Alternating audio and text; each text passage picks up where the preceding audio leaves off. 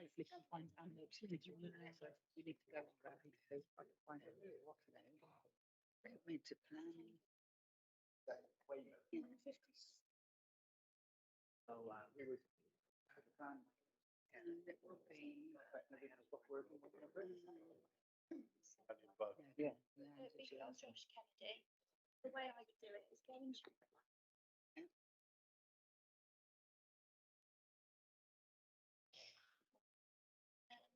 join John, you send the Teams invite for that. join in. Not that one. Yeah, it has to be from Josh. Okay, smashing, thank you. It sounds good. How would you know if we should flip it to the Teams then? There's some people Really around the player. email, Okay. but you can go. So how to get the back line, okay.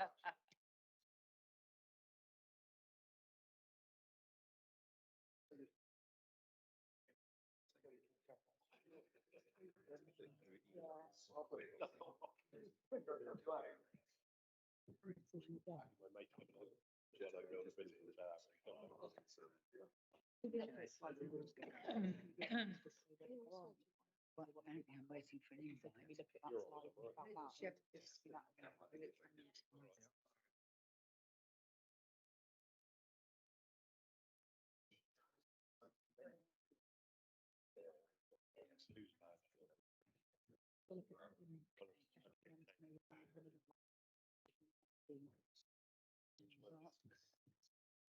This one,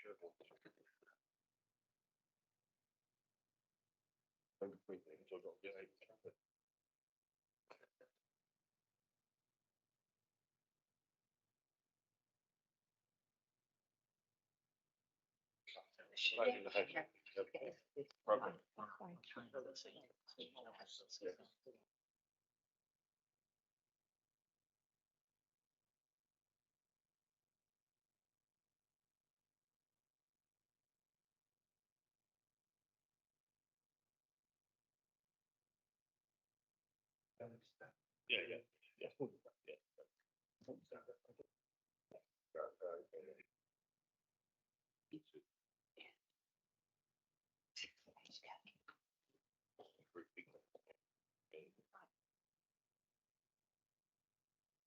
Oh. Good morning, everyone, and welcome to this meeting of the Northern Area Planning Committee on Tuesday, the 9th of April 2024 at the Exchange, Sturmston Newton, which is one of 3 area-based planning committees in the council. For the benefit of the public, I am Councillor Belinda Rideout, Chair of this Area Planning Committee, and to my right is Councillor Popper Kerry, who's acting as Vice Chairman today, standing in for Councillor Mary Penfold, who's given her apologies. Our officers attending today are Lara Aultrey, Legal Business Partner, Mike Garrity, Head of Planning, Hannah Smith, Planning Area Manager, Planning Officers Robert Lennis, Lead Project Officer, Kaz Woman. We have Megan Rochester and Joshua Kennedy, Committee Support Officers, and Andrew, importantly, sorts out our IT for us. I think I've got everyone. I'm pleased to welcome members of the public to our meetings to listen to the debate and the decisions being taken, and that they have the opportunity to address the committee directly in accordance with our procedures, which can be found on the website. Please be aware that this meeting is being live streamed, and a copy of the recording of the meeting will be available on the website after the meeting, and by attending this meeting you consent to being filmed. Please ensure that mobile phones are switched off or turned to silent.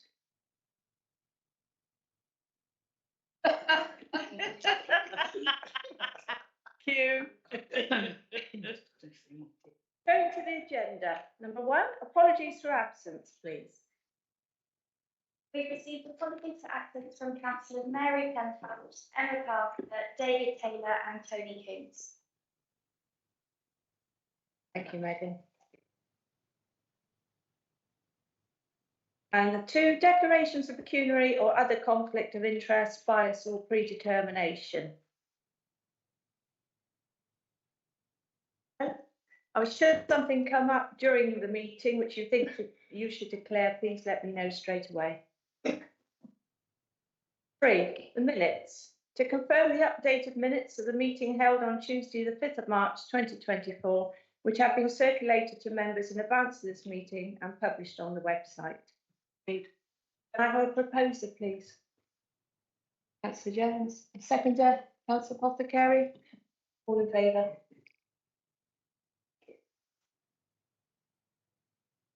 Four, public participation. Can I remind members of the public that this is a meeting held in public and not a public meeting, and only those who have registered to speak will be allowed to address the committee. Town and parish councils and ward members of Dorset Council who are not members of the committee and who wish to address the committee will be allowed to speak, providing they have given due notice. All requests have to have been registered with Democratic Services at 8:30 on Friday the 5th of April 2024. Each speaker will be strictly limited to 3 minutes unless advised otherwise, and the Vice Chairman will indicate when you have 30 seconds left. Once we have heard from all the public speakers, I will close the public part of the meeting and no further interventions will be allowed. It is crucial that this is adhered to, especially by the public, as this could invalidate our procedures. Furthermore, I would politely ask members of the public not to approach members of the committee during any short adjournment during a planning application consideration, as this could affect the lawfulness of the decision of the committee. 5, scheduled planning applications. We have 2 planning applications before us today, which will be considered in turn.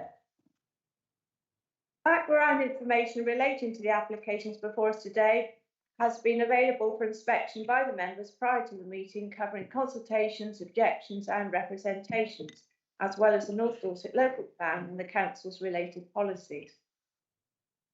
There are some ground rules. For visitors who have not attended a planning committee before, and for those watching online, I will briefly explain the procedure. For each application, I will invite the case officer to present their report and recommendations. After that, I will invite members of the public, planning agents, applicants, and town and parish councils who have registered to speak will be allowed to address the committee in the following order: public against, public support, applicant agent, town and parish council, and then the local member. And please come to the small table at the front when I call your name and speak clearly into the microphone, which you turn on by pressing the right hand button and press again to turn off when finished. Following the public participation section of every item, I will ask officers if there are any salient points they wish to clarify. I will then open up to members of the committee for questions, clarification, and then debate. In order to run the meeting, may I request that members of this committee direct any remarks and questions through the chair, and I will invite members to speak in turn. Keep Teams microphones on mute and ensure that your device volume is set to 0 to maintain audio quality. And please use the desk microphone supplied and ensure you talk directly into the mic. Please state your name and the area you represent when you speak. At the end of the debate, I will take the vote by a show of hands. Due to technology, there may be short gaps whilst presentations are loaded and case officers take their place to introduce the planning application. And we will take comfort breaks as and when needed. So, turning to our main agenda, item 6, first the planning applications, is P out 2020-00026, Lander East 389445, North 108065, North and East of the Blandford Bypass, Blandford Forum, Dorset. It's a hybrid planning application for the phased development for up to 490 dwellings and non-residential uses. Now, Yes, councillor Cook. Thank you, Chairman. Councillor Cook, representing Charterbury Town. I wasn't able to make the site visit for this application, and therefore I will not be able to take part in any debate and not be able to take part in any discussion regarding this item. Thank you, councillor Cook. Then can I politely ask you to leave the room and have a cup of coffee or something? So only those committee members who attended the site visit will take part in the debate and voting on this application. And then namely Councillor Carol Jones, Councillor Stella Jones, Councillor Heatley, Councillor Andrews, Councillor Pothecary, Councillor Fry, and myself. And members, some of you will recall this application came to this committee for determination in October 23, when the committee resolved to grant permission subject to completion of a S106 agreement. There have been changes in government NPPF guidance and planning legislation since then, resulting in changes to material planning considerations impacting this application. And I'm going to hand over now to Mike Garrity, Head of Planning, to give clarity to this. Thank you, Chairman. Yes, good morning, committee members. Just to amplify what Councillor Ryan has said, there have been some changes, and officers have taken some legal advice on that, because in a situation where there are material changes, we have to make a decision as to whether or not that is likely to affect the decision to such an extent that it needs to be reconsidered, whether or not it's a delegated or a committee decision. So this one had previously come to you back in October 2023. We haven't actually issued the decision because we are still working on the legal agreement. And because the decision hasn't been issued, it still has not yet formally had planning permission, which is why we're referring it back to you now. So effectively, those changes that are material, of which the case officer will come to talk about in a little bit more detail, in effect relates to the publication of the revised National Planning Policy Framework on the 19th of December 2023, together with changes emanating from the Levelling Up and Regeneration Act, in connection with protected landscapes, including AONBs, which came into force on the 26th of December 2023. So it will be seen from the report and the presentation which will follow that the officer views that the material changes have not changed the recommendation which the committee supported by resolving to grant planning permission at its meeting on the in October 2023. Sorry, but the officer will summarise that position and set that out more clearly. Now, we're conscious of the fact that the committee has received a detailed presentation before, but it is a while ago. So I think what the officer will do is summarise that presentation briefly, as well as setting out the changes. But if there are specific details that you wish to refresh yourself on any particular matters, then the case officer can clearly go back and give you a bit more detail on that. So please don't hesitate if there are matters of clarity or anything else that you need to refresh yourself over. And I'm aware, in fact, you've also seen the site and had a detailed visit. Now, just to be very clear on this, and for the avoidance of any doubt, whilst you previously resolved to grant planning permission, you are entitled to reach a different decision, as until the decision notice is formally issued, the scheme has yet to be granted planning permission. But I would advise you, as I would in any case, in a situation like this, that if you're minded to reach a different decision, it's really important that you do provide very clear and defensible reasons for your decision and explain why your view has changed. So that's very, very clear. Now, obviously, what we're trying to do is give you a flavour of what the changes are that have occurred since the previous one, so that you can focus on those as to whether or not those have actually made any difference to your views on this. Now, that's just by way of brief introduction. There's a separate matter that I wanted to also raise with committee, because I'm aware that you've received an email separately from Councillor Sherry Jesperson over the weekend, which, in the interest of transparency, I think I ought to just address before. Now, I know Councillor Jesperson is going to address it as in a capacity as ward member, but I think there are a few points made in that I just want to be clear about for members' benefit. Before we proceed with the presentation. So just very briefly, there was reference made to the application being referred to the Secretary of State for calling, and that the matter is under active consideration. So just to be clear on this, the the Secretary of State has actually asked for updates on when a decision is made. But at this moment, Dorset Council is under no instruction to delay or suspend its decision-making responsibilities in relation to this application. Therefore, the Planning Committee is fully at liberty to determine this application as it sees fit. Should the Secretary of State decide to call in the application prior to issuing a decision, this will be a matter for him, but his request to be kept informed should not impede the due process of the local planning authority reaching a determination on its planning application. So the Secretary of State has asked to be kept informed of updates as to where we are with the process. Reference has also been made to a rush to determine this application, leaving insufficient time for objectors to take legal advice. Now, I think I would have to say on this matter that this is not a matter for the Planning Committee, as you are tasked with determining the planning application on its merits. So it is a matter for objectors to make their case as they see fit, and there has been time through consultation on this application.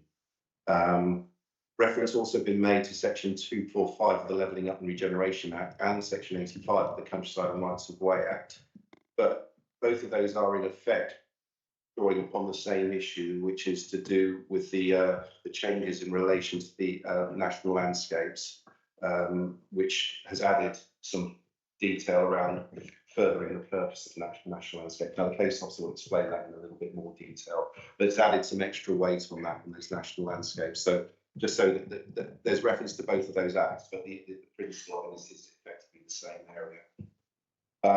There has also been a request in that email to defer the item to allow for member training on the recent changes. Now, I don't think officers would advise that that was necessary in a particular case, because the changes are focusing on issues that members are well rehearsed in terms of considering, in terms of impacts on landscapes and their settings, and also in interpreting things like housing land availability. So whilst there are changes from time to time, I don't believe that there is a necessity to delay the application for training on those particular matters.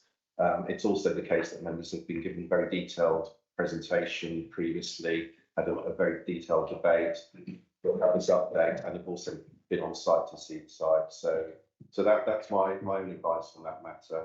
That it's a matter for members to consider that in due course. And I think I'll leave it there, Chairman, if that's okay. Thank you. Thank you very much, Mike. I'll just now we'll turn to Robert Lemus to present the application. Thank you, Chair. Good morning, members, and good morning, public.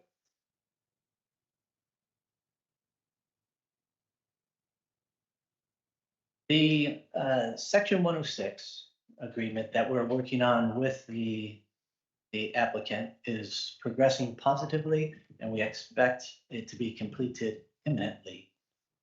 There have been no hangups, no difficulties as far as I'm aware on our side nor on their side of the table.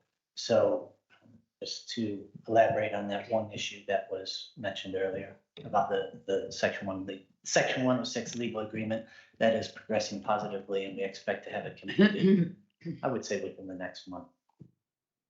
But 106 is their own beast. It may longer, maybe a little shorter. I also want to confirm that Wyatt, the applicant, has not submitted any new information. There's no new details. The considerations that you based your judgment on before previously is the same application, same details. All right. And moving right along. This slide shows you the site. If we want to refer to it, it may be helpful to say Area A, which is in the north, and Area B, which is here in the south.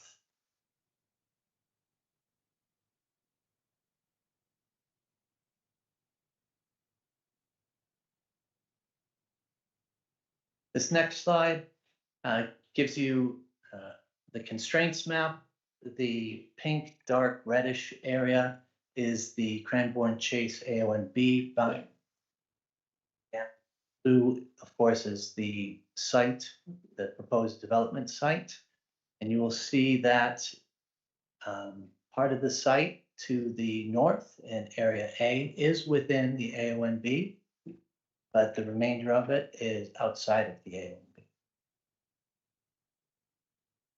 AONB. you should also, you might, there's a floodplain, flood zone 2 at the bottom that doesn't really affect most of the development site, other than in the southeast corner, which is going to be an attenuation pond and informal open space. This next slide is simply an illustrative master plan showing you how the layout and development could progress. This next is a bit more detailed plan of the illustrative master plan, giving details. In the north area, we've got the number 1 is a allotment area. Number 2 is a community play fields. Number 3, we have the school, primary school. Number 4 is a local center. Number 5 is also part of the Parkland corridor. And then the majority of the housing is down here. To the south and in the central, you have a large central park at number 9. And the attenuation pond and informal open space, as I mentioned down here. They've also have bandings of trees coming into the site to help create that more parkland setting, like what you have to the Newburgh property to the north. Now, launching into the update itself, there are relatively few concerns that I have with the updates, and I hope you would have found that in the report and read and understood those. If you have any questions in these next few slides about the updates, of course, I'm open to taking those questions and comments. So section 3 of the MPPF placemaking, there was very little change in this section, other than to emphasize the need to support beauty and placemaking. This, I think we've already considered previously. The application was supported with a bespoke and detailed design code. Members previously saw an array of slides, which I will go through quickly. I'll go through after this presentation. If there's anything you'd like to discuss, please let me know. This is an example of one of the slides that we saw previously. Beauty of the proposed design. This is the crux of the matter, in my opinion. It's about the section 5, delivering a sufficient supply of homes. Previously, when I made the presentation, I said that the housing land supply can be quite difficult insofar as even if we have over a 5-year housing land supply, we still end up getting challenged on appeals for what I would say is inappropriate development in the countryside or in other locations. And it's harder for us to defend if they go to an inquiry and the inspector starts chipping away at our housing land supply numbers. I had mentioned in the previous report a few examples of where our housing land supply was taken down by 0.5 or 0.4, whatever it is. And previously, when we were before you, we had a baseline 5 years. So the housing land supply base, we needed to demonstrate 5 years of housing land supply. And we came forward and said to you at that time, we had a whopping 5.74, which was very good for us. And we also had a housing delivery test of 110%, which is very good as well. However, with the changes that have occurred since then, the moving feast has dropped our baseline to only needing to demonstrate 4 years of housing land supply. But with the other changes, our housing land supply has also reduced to 5.02. So technically, when you look at that, we are a little bit better off. Once we had, last time I was here, we had 0.74 in excess, and now we have 0.012 in excess. I've put a star next to this, and you need to bear in mind that 4 years is only a temporary arrangement for 2 years' time. The government will, the way the paragraph 226 is written in the NPPF, after 2 years, it's gonna go back to 5 years. And we'll be back to considering the details and the numbers at that time. One other point that I mentioned earlier, so our housing delivery test looked very good a few months ago at 110%. But the housing delivery test, the government has now told us we are at 75% for 2022. And they're very strong on their point that that's the number we should be using rather than our own calculation of 110.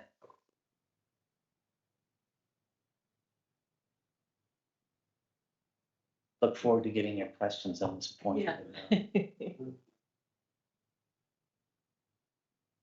The next section is picking up some details that I think I've mentioned in the previous report, or in the previous presentation, but I might have missed it.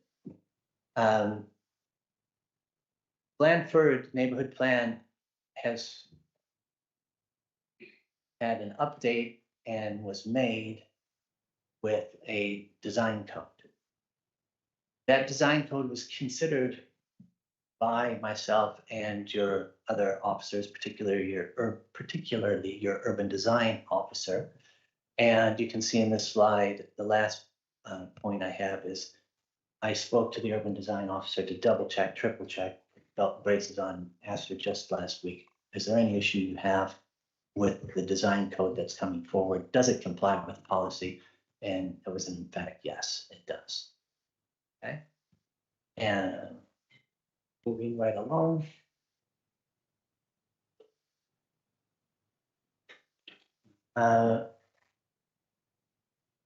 Conserving and enhancing the natural environment. I didn't think this was a particular issue that you would get hung up on, because in the previous report, we had a good page discussing the agricultural land grade of the site. The typo there. It's of a quality 3A and 3B, which is the midpoint of agricultural land grade. 3A is best and most valued, 3B is not. And the site, as it's developed through nature, is a mix of these two. The amount of loss is not significant, in my opinion. And also through the identification of the site in the Blandford Neighborhood Plan and with the emerging Dorset local plan, this issue has been in the mix and considered to some extent. So it adds, whether it's a positive tick or a negative tick in identifying sites. So that's that. And lastly, the changes to the Leveling Up and Regeneration Act also carried through into the Countryside and Rights of Way Act. And in the update report that I gave you, it was fairly clear about this issue. Is the new duty is to further the purpose for which the natural landscape was designated. Now, members, you'll recall that our visits on site and in our debate discussion, we were very hot, let me say, on the issue of landscape. And we had lots of discussions about that. And in my opinion, and in the report that I put forward previously, and I'll still say it, I'm of the opinion that the proposal will conserve and enhance the Cranbourne Chase AONB. And that was because we have a problem with ash trees at the moment with a disease called ash leaf dieback, and a lot of the ash trees that are in the Henleys and in the area are going. And the applicant has agreed to a condition to manage that change in the landscape and replant ash trees, not replant the dying ash trees. So that will enhance the landscape. Plus, in the southwest or southeast corner that I mentioned earlier, down here is an informal open space.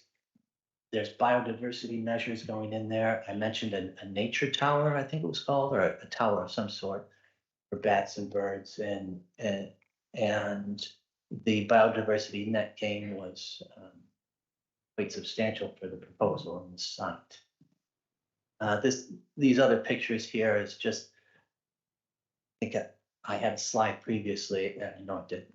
The slide previously showing Blandford previously, and in the present day layout with the ring road and the progression of and the direction of travel for development that wouldn't harm necessarily the or be within the AONB.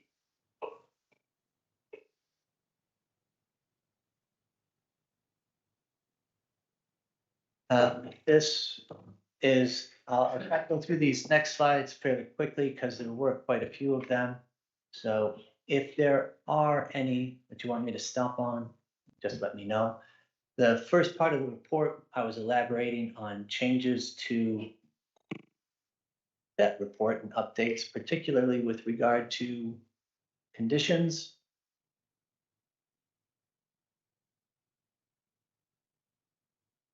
Then after that, we launched into the context of the site. And this slide is about the evolution of site selection. This was a quote. We emphasized what the previous inspector for the independent examiner for the Pimpern neighborhood plan said about this area that's within Pimpern. Specifically that Blandford is a major settlement within North Dorset and our strategic growth area and needing to accommodate that growth. And next slide, excerpts from the neighborhood plan of Blandford, allocating the site. This is a slide from the Dorset local plan.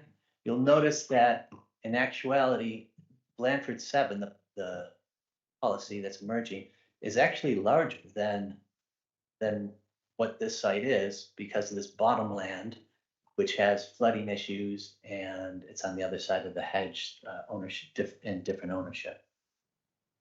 So potentially, and of course, the illustrative master plan.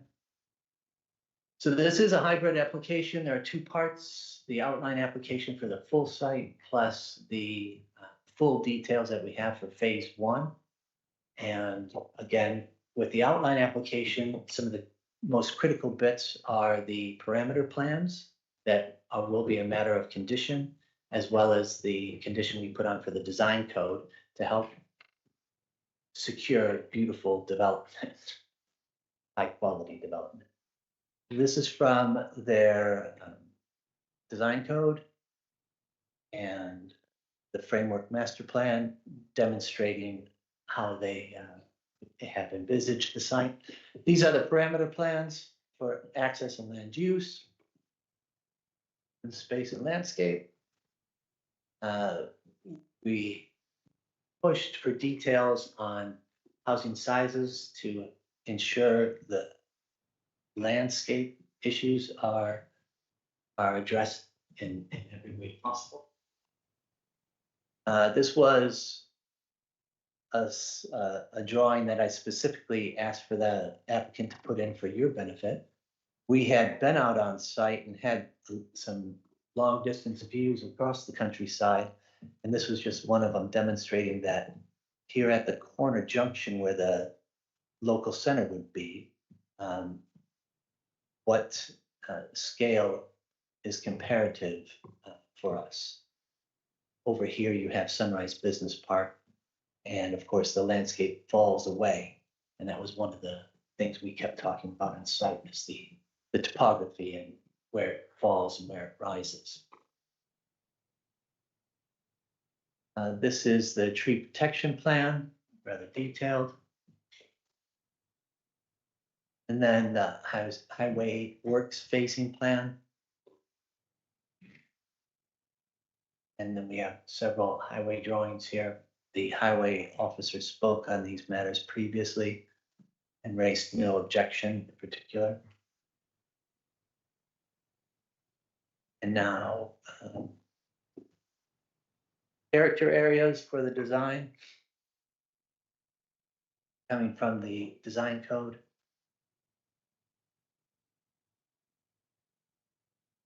This is the local center.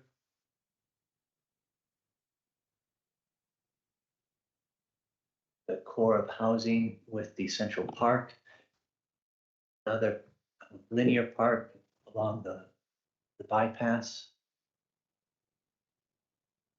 So we have a good network of pedestrian through the site.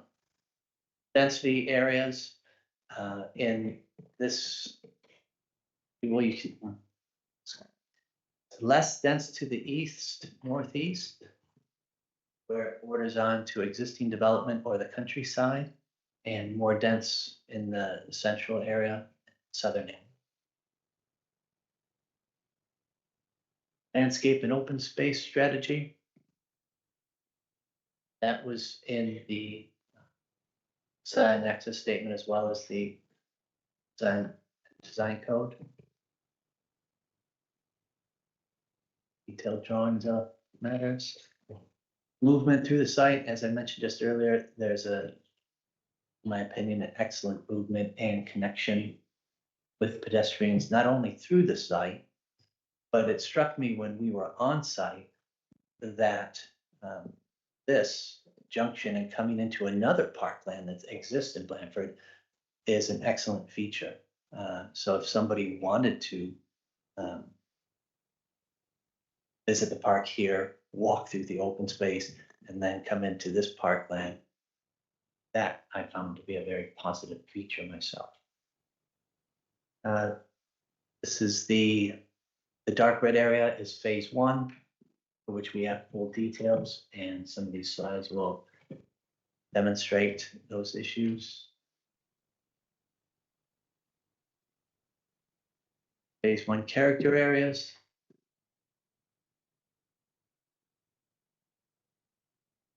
Some of the detailed drawings, so you know quality of development you're going to be getting.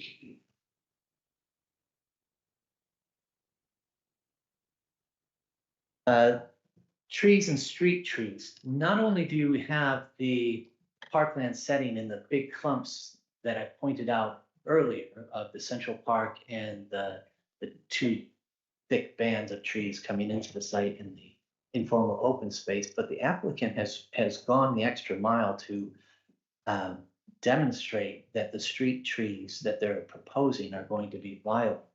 And that comes through when we look at this lighting strategy plan.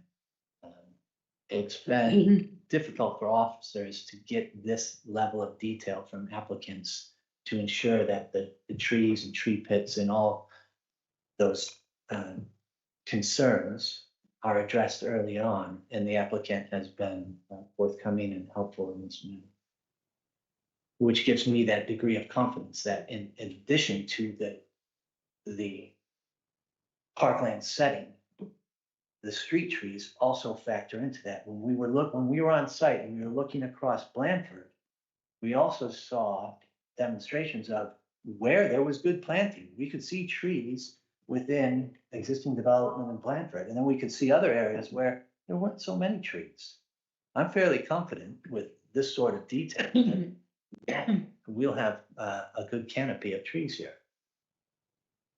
outside of the parklands and those other big intended features. We also talked about the dwelling mix, and we were satisfied with that as officers. Here's some more details of the landscaping. Tree protection plan for phase one. Previously, we talked about paragraph 60. That hasn't changed in the MPPF, and that is still the officer's position, advocating to support the government's objective to significantly boost the supply of housing. That has a twofold benefit, not only on the economic, but it supports your strategic strategy for housing development within North Dorset.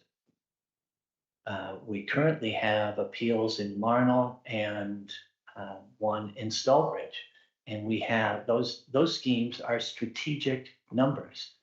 I'm dealing with the appeal in Stalbridge, land north of Station Road. It's for 130 houses. And they're happy to challenge us on that.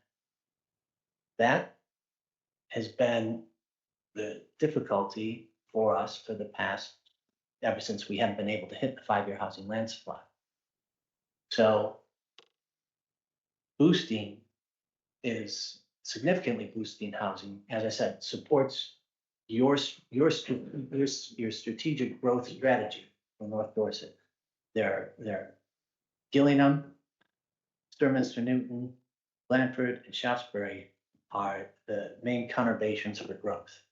And this extension into Pimpern in the countryside relates more to Blandford and is going to be getting its services because that is not strategic center.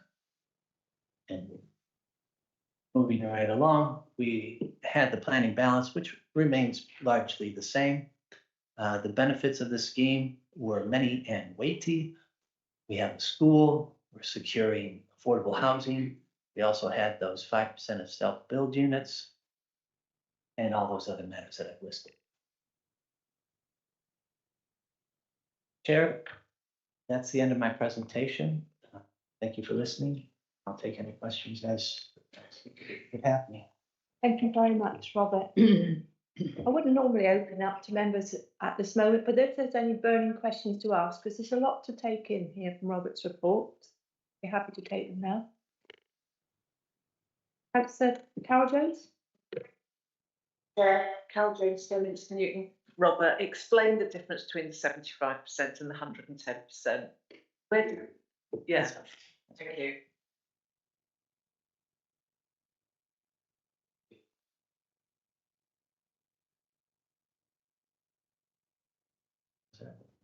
Back to that slide. I'm just going to go back to that slide because you can also read it while I talk. It's the same. Huh.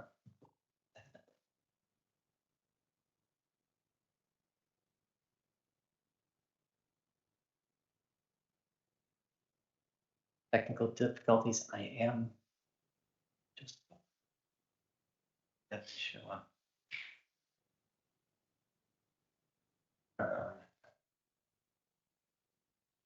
And then to that slide. I'll get back up to the beginning here. No.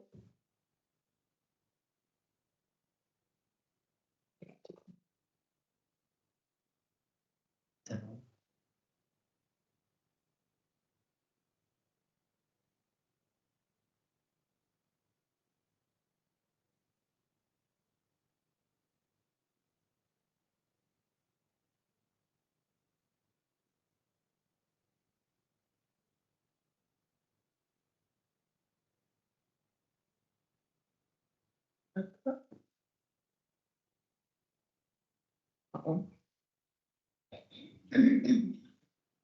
Sorry.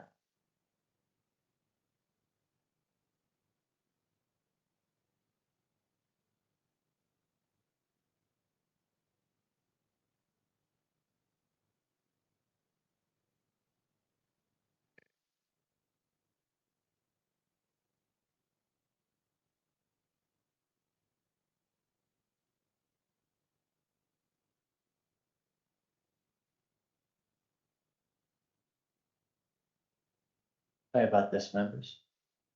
It's not the question, it's the technology. Chair, the normal position as put out in the NPPF is council should have a 5-year housing land supply. Yeah. Okay, that is the normal position for us. And previously we said we have this surplus. But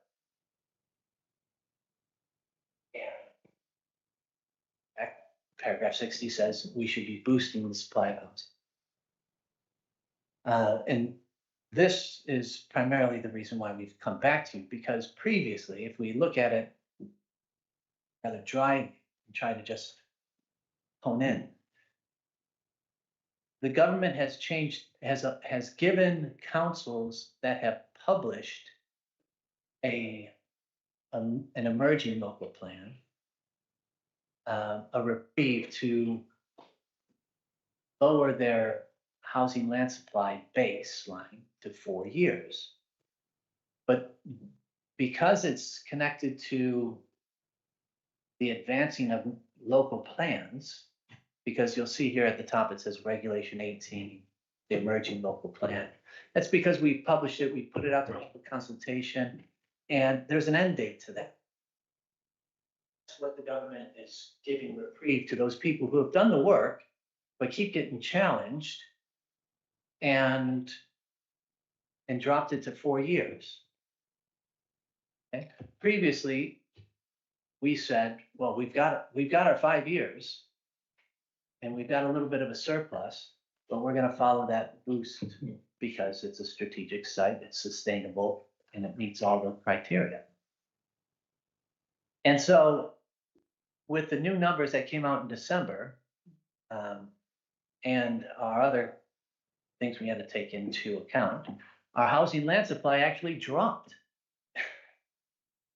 5.74 to 5.2. You see the difficulty here. So if we look at it with the 4-year base, we do have a more healthy housing land supply because we're at 1.02. But that's only going to last, well, for less than 2 years now. The other point still remains that I said previously. When we go into appeals and public inquiries, and they're challenging our housing land supply, and I've given examples of this, applicants are able to demonstrate to the planning inspector that our housing land supply isn't what we think it is. And then they have to, and the inspector either agrees with them or not. And then the inspector will bring it down a little bit or a lot, depending on the evidence presented to them. I go back to what I said earlier.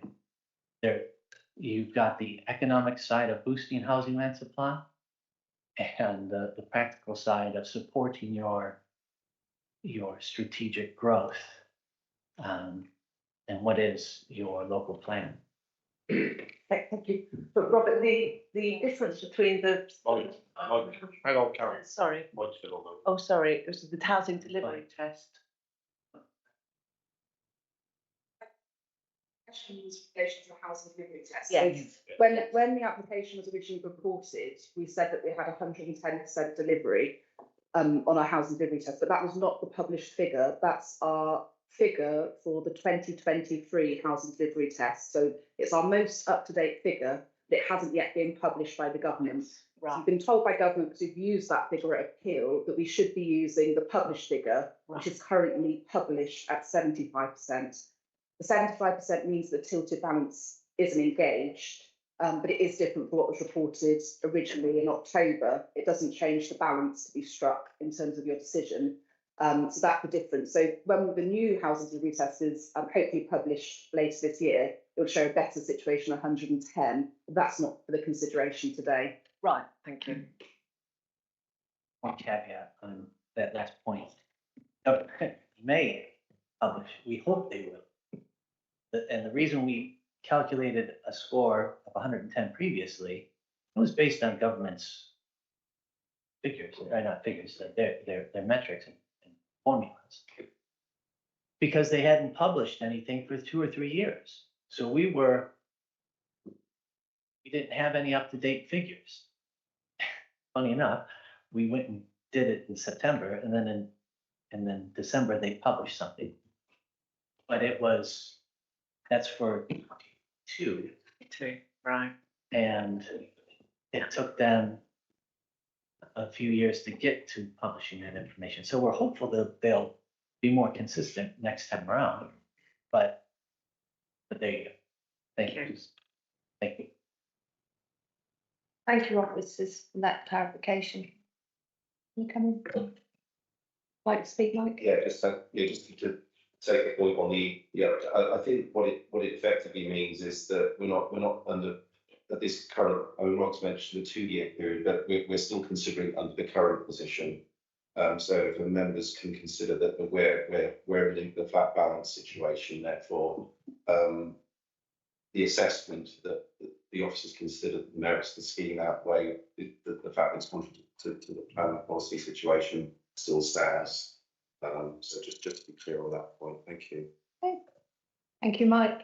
Councillor Jones, you happy with Lovely, that thank answer? you. All okay with the committee? We'll move on then to the speakers. Speaker of public objection is Richard Burden, the OMB. Please.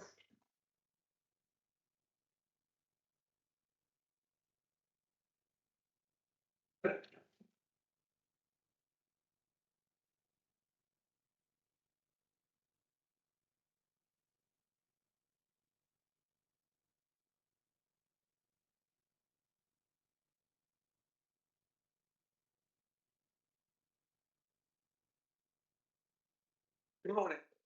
I'm the Principal Landscape Officer for the Cranwell Chase National Landscape Partnership. And may I first remind you that concreting over productive agricultural land to make streets and housing is seriously harmful and does not conserve and enhance the natural beauty of this national landscape, aka AONB, or its setting. The NPPF 182 guides us all to give great weight to conserving and enhancing landscape and scenic beauty and giving them the highest level of protection in national landscapes. This application, as it stands, does not do either. Not applying that great weight, not giving the highest level of protection, and breaching the newly made neighbourhood plan for Pimper is why the Secretary of State has been invited to call in this application. The revised Section 85 duty has been rather understated in your update sheet. The duty applies to all relevant authorities, including statutory undertakers, councillors, planning inspectorate and the Secretary of State. It applies to national landscapes and their settings. It is not optional. It requires more than providing mitigation. That is why I sent you the guidance from Natural England, the government's advisor on landscape matters. The effect of the revised Section 85 duty is to require active avoidance of harm to the statutory purposes of the national landscape, and also to further the conservation and enhancement of landscape and scenic beauty. Self-evidently, converting open countryside fields to buildings, roads and associated infrastructure does not do that.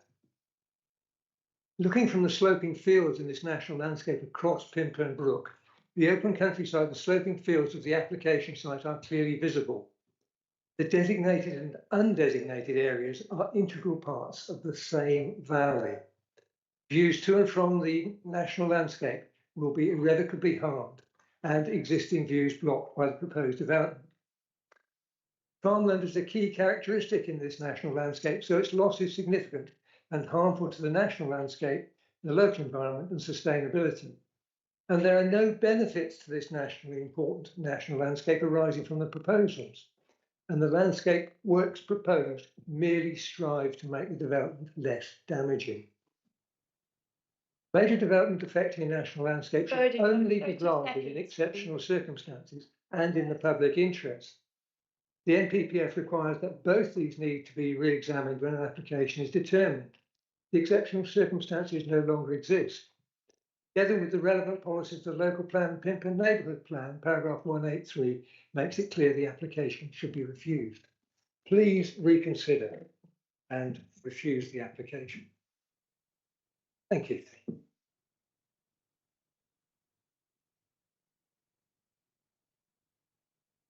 Public objection speaker is Rupert Hardy, from CPRE, please.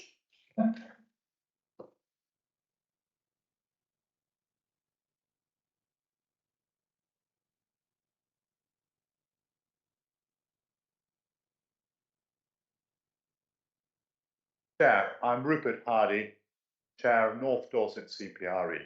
I would like to make two main points in opposition to this application. Clearly, it harms the AONB. The revised section of the CRO Act emphasises that it requires more active avoidance of harm than before, as Richard Burden has said. In the latest version of the adopted AONB management plan, PT 15 clearly states that local planning authority partners ensure that where new development is permitted, it complements the special qualities of the AONB and takes full account of the area's setting and context. Is this being met here? I think not. Likewise, the NPPF says that planning decisions should protect and enhance valued landscapes, recognising the intrinsic character and beauty of the countryside, including the economic and other benefits of the best and most versatile agricultural land. The officer's report suggested the loss of less than 20 hectares of best and most versatile agricultural land, grade 1 to 3A, is not significant. However, there's no national or local policy guidance to suggest this is the case. In a recent appeal decision at Chorley, the loss of 26 hectares of best and most valuable land was considered to be a significant effect, noting its role in both food production and as a carbon sink. Both the Inspector and Secretary of State agreed this loss would be a significant material harm in the planning balance.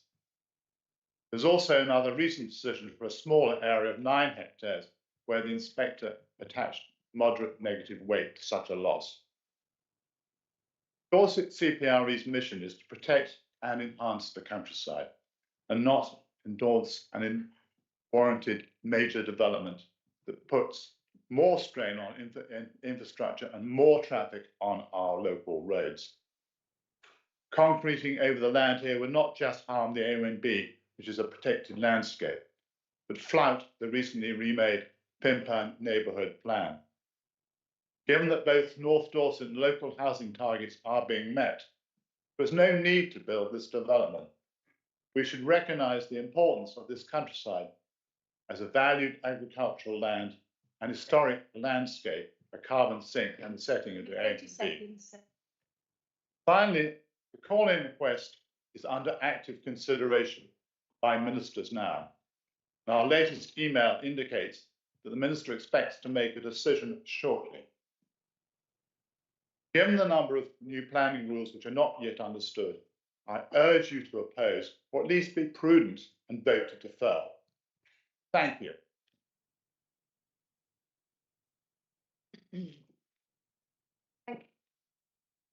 Public objector is Martin Richard, please.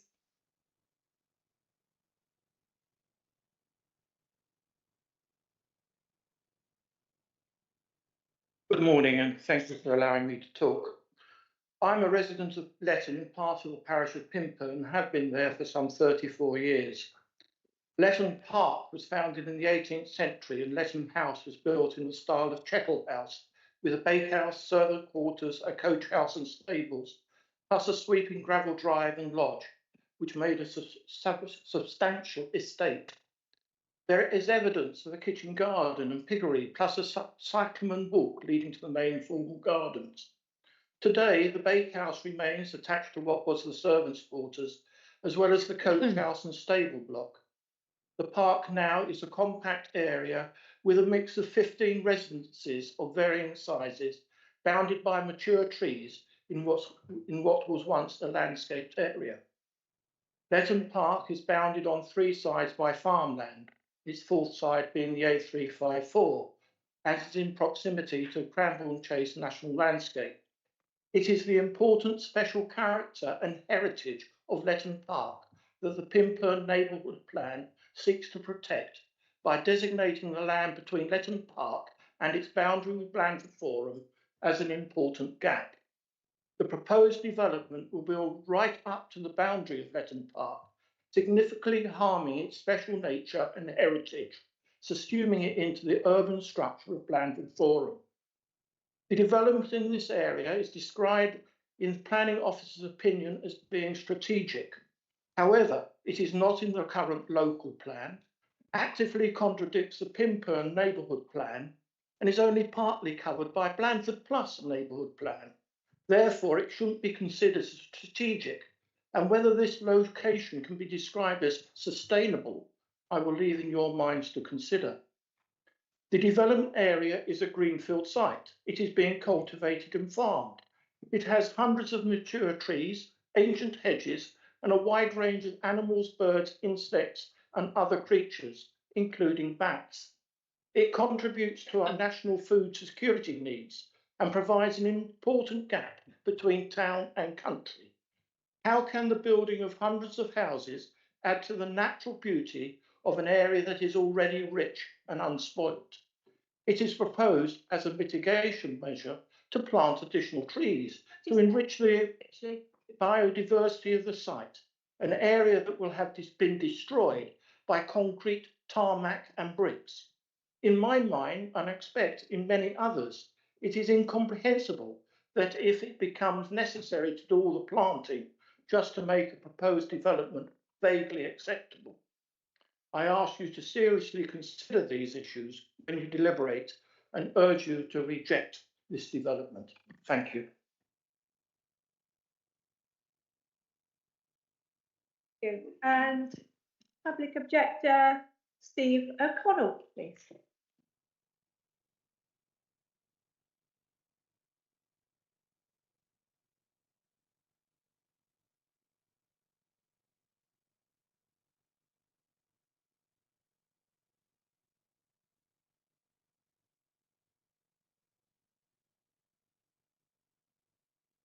Chair and councillors, thank you very much for allowing me to speak.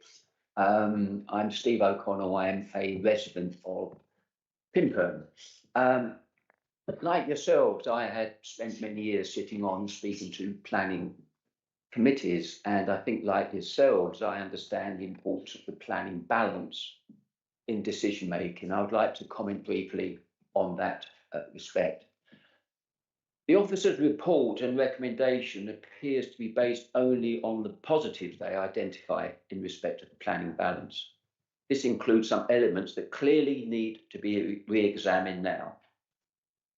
Of course, there will be great weight to affordable housing, quite rightly, but less so to open market housing when there is no overriding need. Land for the school is seen as a positive, but clearly there is some doubt over whether it will ever be built. There will be open spaces, but these will mainly benefit the residents of this site, as these areas will be some distance away from local residents.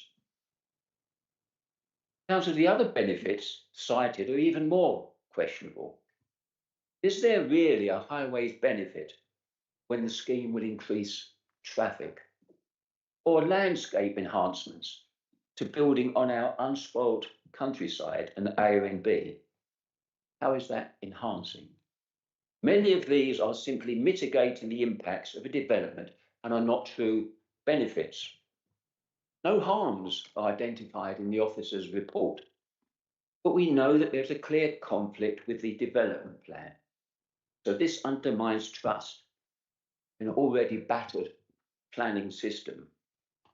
It will harm the important gap, and as you've heard, the distinctive character of Letton Park.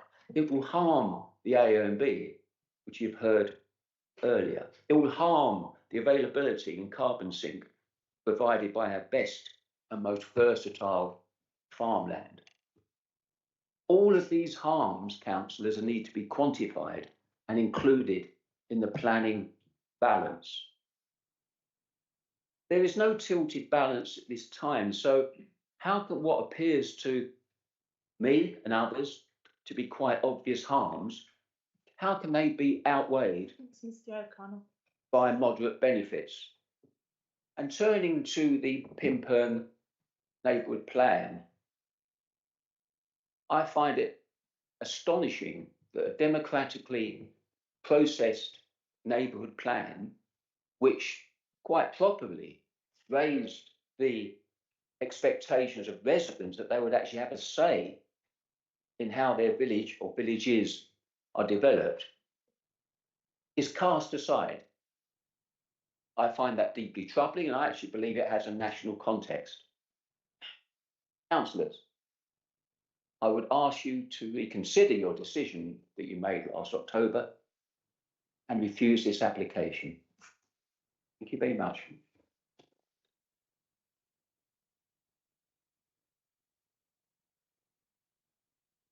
Okay, and our last public objector is Simon Ford, a local MP.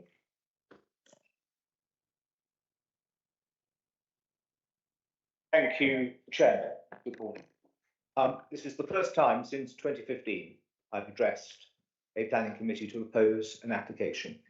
And the fact that I'm doing so as a member of Parliament, not as a minister in the planning department, please note, I hope speaks of itself volumes. I would probably have agreed with what most of the officers have said prior to the changes of the NPPF, reasons and actions. The report, the main report which was presented before you, was clearly written prior to the changes of the NPPF. Those changes have come. Councils such as Wiltshire, which had approved 3 proposals, have revisited those proposals and have refused all 3, predicated on the changes to the NPPF. And the report that has been presented before you has been presented as if either the changes had not been made or that the changes were not material to your consideration. You would have to find reasons for refusal. Mr. Garrity gave you the first. He described this proposal as being contrary to planning policy as it stands. He is right to make that assumption. It certainly doesn't give the policy weight of great weight to landscape protection. He's right on that point. The impact on the AONB. If this was a community development, the school would be at the heart of the development, not out on a limb, the lighting of which is clearly going to affect, alongside the playing fields, the dark sky policy of the Cranbourne Chase AONB. When that comes around, there are your reasons for refusal. You have a 5-year land supply. You only require a 4-year land supply. Mr. Lennis, I thought, played rather lightly with the changes which have been brought in by government and the department at the specific request of councillors who were fed up to the back teeth of having no alternative other than to approve inappropriate and contrary to local plan policy applications because they didn't have a 5-year land supply. You now have it, 5.2. You only require 4. The argument, I have to say, and I say this as local government minister, so it gives me no pleasure, the argument that Mr. Lennis put forward that we have to sort of have double insurance policies, or you have to have double insurance policies, the double protect against changes which the inspector might come to, was, I thought, misleading to the committee and should be discounted. I would urge 2 options. Either defer and seek external legal KC advice on the impacts, not internal, as you've only had, which is what Wiltshire has done, or refuse the application. You can do so. Wiltshire has done the same. The changes to the NPPF allow it. You've done well to have a 5-year land supply. It's over that. You only need 4. Don't over-insure yourself. Refuse or defer.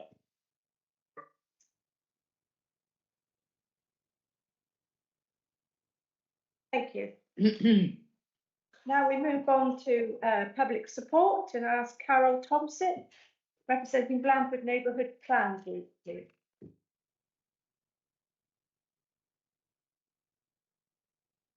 Thank you, Chair. Good morning, everyone. I'm Councillor Carol Thomsett. I'm Chair of Blandford Plus Neighbourhood Plan Group. I have to say the Neighbourhood Plan fully supports this application. The application clearly complies with policy B2 of this statutory plan, and it's specifically allocated the land north and northeast of Blandford Forum for a mix of residential homes and all important infrastructure needed in this area, including education, community and allotment sites.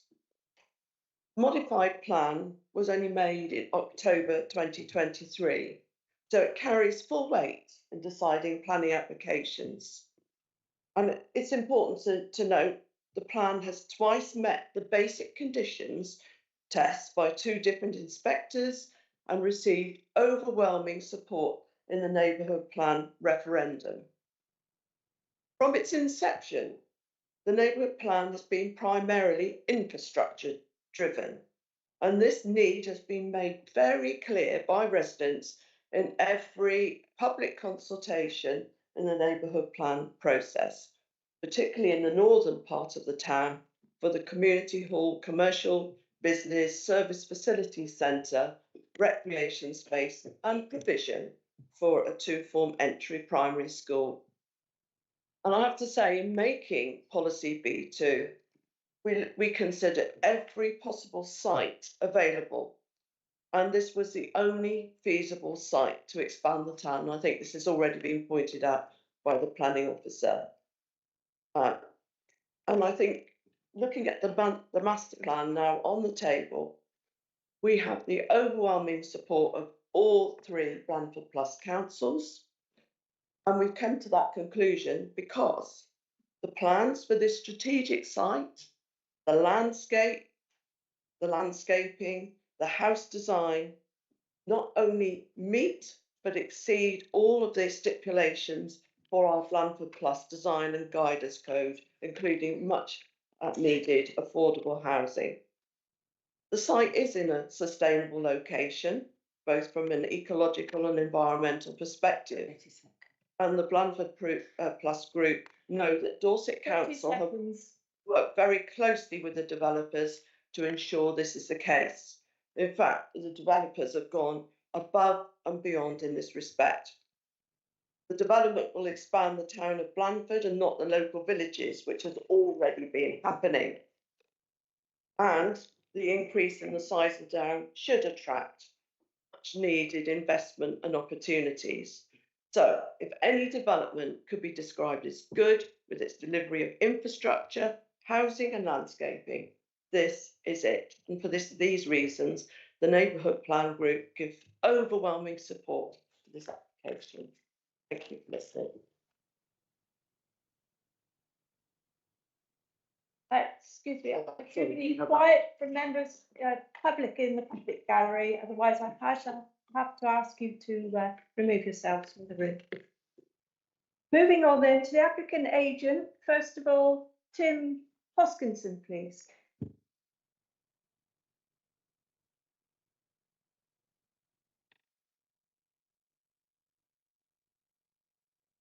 Morning, I'm Tim Hoskinson, Planning Director for Wyatt Homes. I listened very carefully to the discussion at the October Planning Committee. It's reassuring to hear members reach a strong endorsement of this application. This application has evolved from many years of working with the local community in the council's offices. It's been shaped by both the Blandford and Pimperne neighbourhood plans and the emerging Dorset local plan. Every element has been scrutinised in detail, and it's hard to underestimate the amount of time, effort and care that has gone into it. The Design and Access Statement and the Strategic Design Code are first-rate documents. The Master Plan is one of the best that I've been involved with in over 25 years of planning. In my opinion, this is an exceptional application and one that should be hailed as an exemplar for good design and placemaking. Since the committee resolution to approve the planning application, we've worked hard with the council's officers and solicitors to progress the 106 agreement. That's now at an advanced stage. The officers' report in front of you today identifies 3 changes to policy and legislation that came into force at the end of last year, the aims of which are to increase housing delivery, improve design quality and enhance protected landscapes. This application is entirely consistent with all of these principles. First of the changes to the NPPF was an amendment to the Housing Land Supply and Delivery Test that reduced the 5-year land supply requirement to 4 years, where councils are progressing emerging local plans with proposed housing allocations. This change makes no material difference to the consideration of this application. The normal planning balance applies in the same way it did when the committee dealt with it in October. It is important to note that the whole of the site is proposed as an allocation in the draft Dorset local plan. The majority of the site is allocated in the Blandford Plus neighbourhood plan. This weighs heavily in favour of the application, which forms an important part of the future housing land supply for the area. Second change to the NPPF is an emphasis on good design and beauty in placemaking. This planning application demonstrates very strongly that this would be a well-designed, beautiful, attractive and healthy place to live. Third change relates to the Flood and Rights of Way Act related to the AONB. Planning policy has not changed with regard to the AONB. This planning application has taken particular care and attention to make sure it conserves and enhances the natural beauty 30 of the seconds, AONB. Mr Hoskinson. Includes a well-designed layout with carefully considered landscaping, attractive buildings, expansive tree planting, and provision of public access to large areas of parkland and open space, along with the ecological enhancements and biodiversity net gain. Only a small part of it lies within the OMB, and there are no new homes proposed on that part of the site, which would be used for open space, allotments, and education. In conclusion, given the substantial benefits this development would offer, I ask members to support the officer's recommendation and approve this planning application as you did in October, and give us the opportunity to deliver a high-quality development of much-needed new homes and infrastructure, community facilities, and open space for Blandford.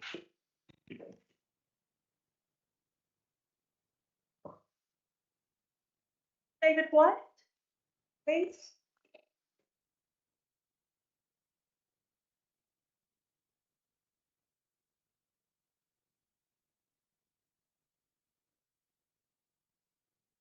Morning, Chair. Good morning, members, and thank you for letting me speak again on this application.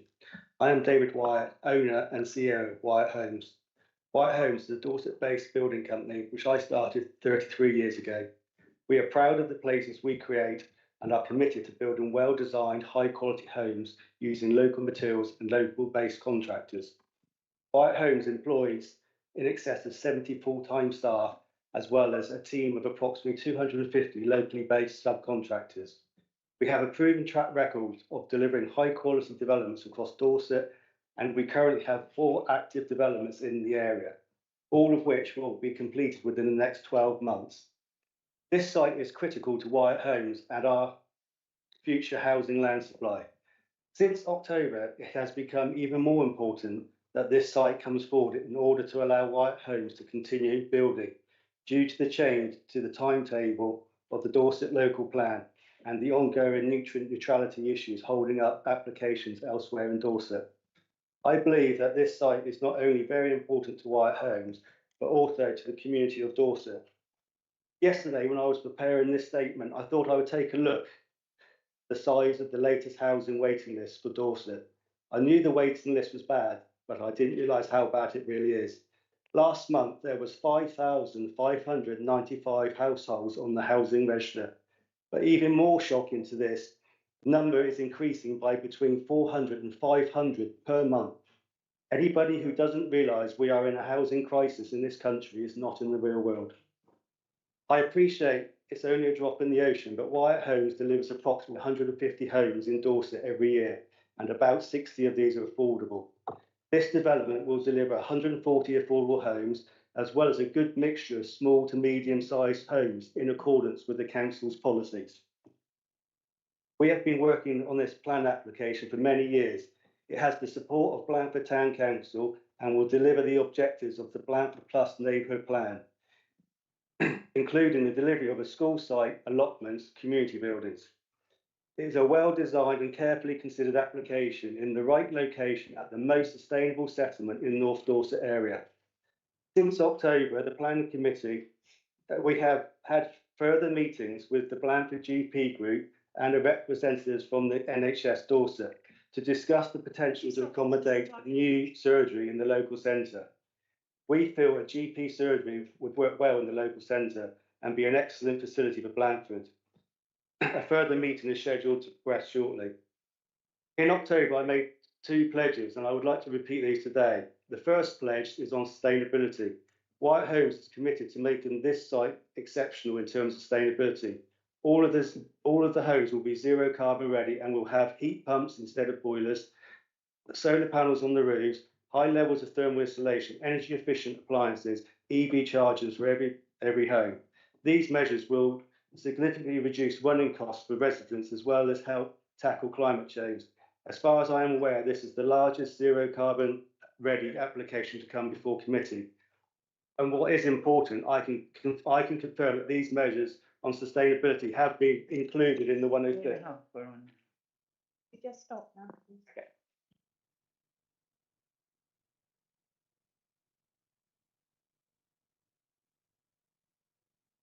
Okay, now we move on to parish and town council representatives and call on councillor Peter Slocum, Pimpen Parish Council, please.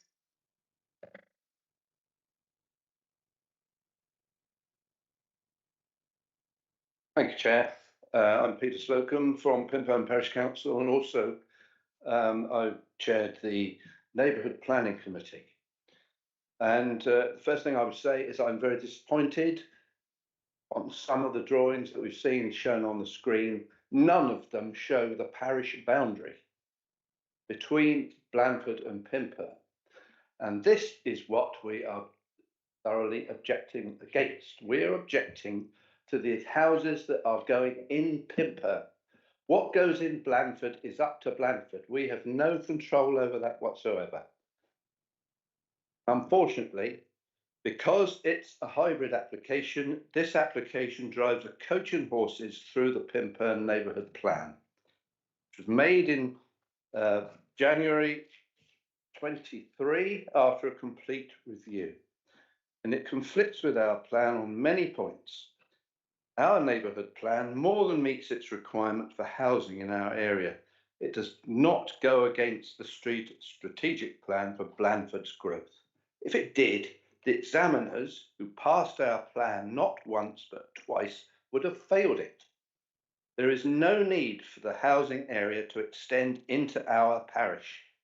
Infrastructure needed for Blandford is not dependent on housing in Pimpen Parish, as noted in the examination of Blandford Plus Neighbourhood Plan. Yet some 120 of the 490 homes proposed are to be built in Pimpen Parish, in the gap that exists between Letton Park and the Blandford Plus NP's allocation. Officer's report is somewhat confused about the gap. The reason for the gap to the south of Letton Park is explained in paragraph 35 of our plan, which talks about the special qualities of the park with its distinctive treed and spacious character, and how this relates to its history as the grounds of Letton House. It also confirms that this area contributes to the overall gap between town and village, as well as the setting of the AONB.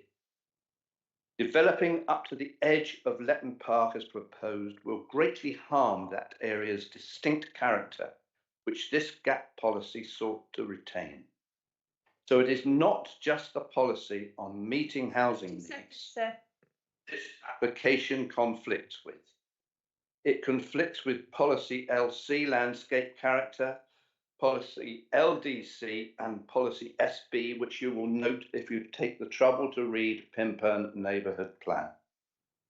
At times when the tilted balance is in operation, paragraph 14 of the NPPF says that conflicts with an up-to-date development, such as up-to-date neighbourhood plans such as Pimpen's, are likely to significantly and demonstrably outweigh the benefits. So these conflicts should be even more significant when there is no tilted balance. 3 minutes, sir. Thank you very much.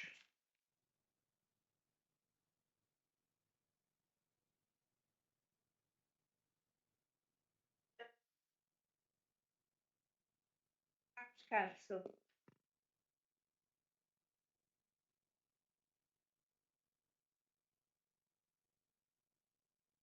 Morning, Chair. Good morning, councillors. Thank you very much indeed for allowing us to speak today. I'm Alan Cross. I am a town councillor for Blandford Forum. and chair of planning meetings. This application was considered and approved by the Blandford Forum Town Council in June 2023 with a massive 12 votes in favour, just 1 against. The Town Council welcomes the changes to the previous plan and therefore has no objections whatsoever to this planning application. The referendum that's referred to earlier, the Blandford electorate, there was a majority support for the development to be located in this site. The Town Council fully is supportive of the plan, and it helps meet the Dorset's housing needs in what is the preferred location, as we've been told so many times, Blandford being the hub town and the development area excluding the local villages, and that's obviously part of our plan as well, and not sprawling into those villages. It is in fact the last remaining site available, large site to us in Blandford, with the majority of development located within a plan allows for within Blandford Forum. The plan allows for 490 high quality homes, as you've heard, 147, 30% of which will be affordable.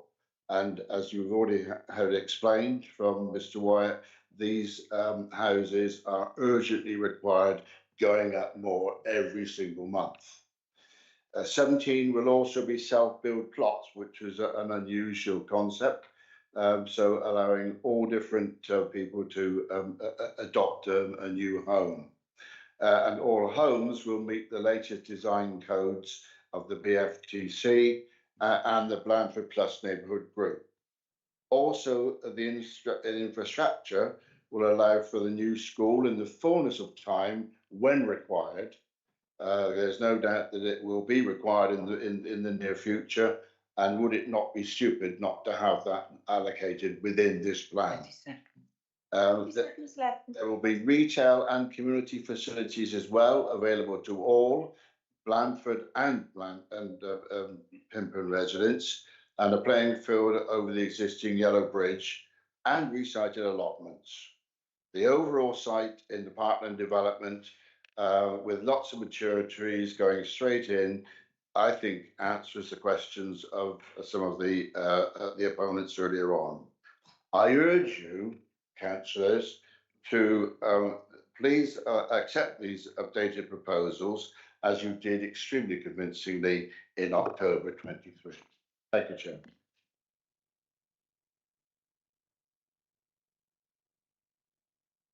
Very much. And now we turn to a local ward member, Councillor Sherry Jessup.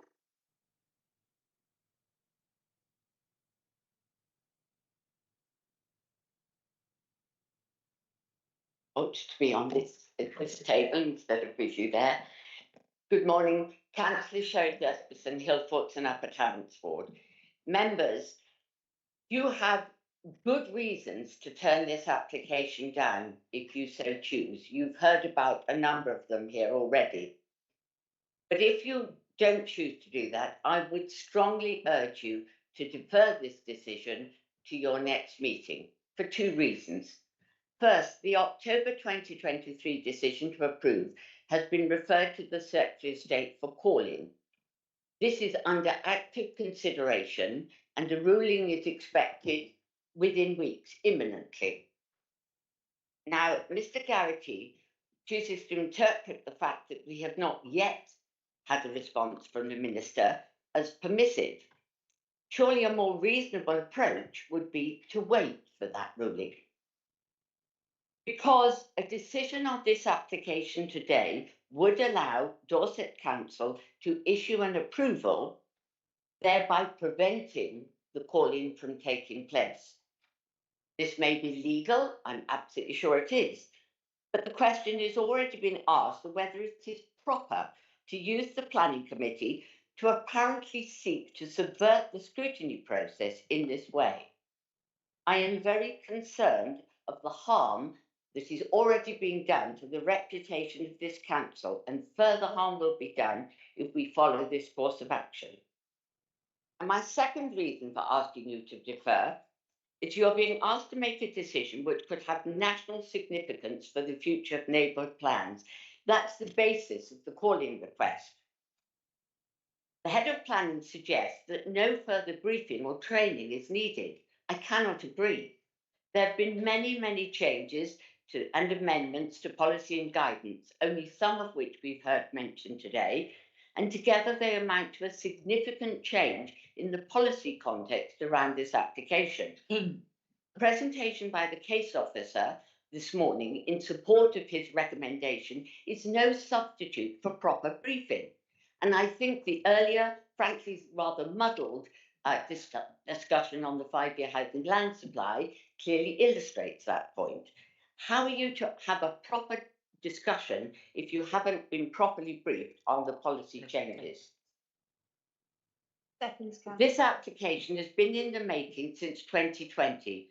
Surely it's reasonable to take a few more weeks to allow everybody to get a proper understanding of the complexities in the case. In the interest of fairness and to ensure an outcome that will bear close scrutiny, I urge you either to refuse or to defer this decision until June, by which time there will be a full committee, newly trained on up-to-date policy positions, and the decision on the call-in request will be known. Thank you. Thank you very much. That concludes all our speakers for this application. I'll just turn to the officers to see if there are any comments you wish to make on what we've. Thank you, Chair. Just a few points and I'll try to cover that I've taken from my notes. First of all, with regard to exceptional circumstances, you will have seen that within the AONB, and we need to differentiate between within and outside of the AONB. You'll see the slide here, and then the next slide I'm showing you. So within the AONB are allotments, community fields, and then the school. This was a matter that was discussed with the neighborhood plan and was also considered in the officer report. And I am of the opinion that with regard to the provision of a school, exceptional circumstances still exist. Moving along to the next point that was made about agricultural land. As I said in the officer report, that was addressed in detail. Simply put, when appeals are looking at the potential for agricultural land going to housing use, they look at all the aspects of, or all the merits of that site. And in this particular case, you have a mix of 3A and 3B, which is right on the cusp. And it's a mix.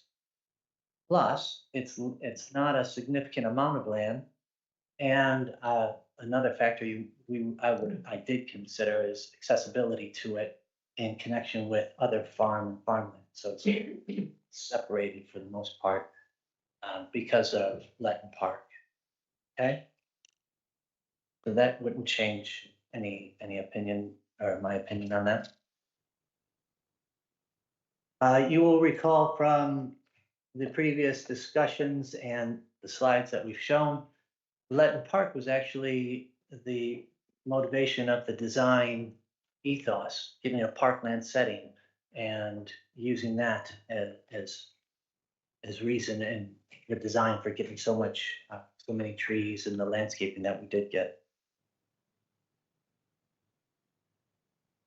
There was a point suggested that previously we didn't, in the planning balance, say anything about adverse impact, but I just had a quick read of it, and we do state clearly there was conflict with the plan. So we were all clear in our position previously. A point was made about, or suggested about Wiltshire. Now, I've had an opportunity to for this committee last week, I looked up what was happening in Wiltshire, and they had allowed 3 cases in the recent past, but they didn't have a 5-year housing land supply.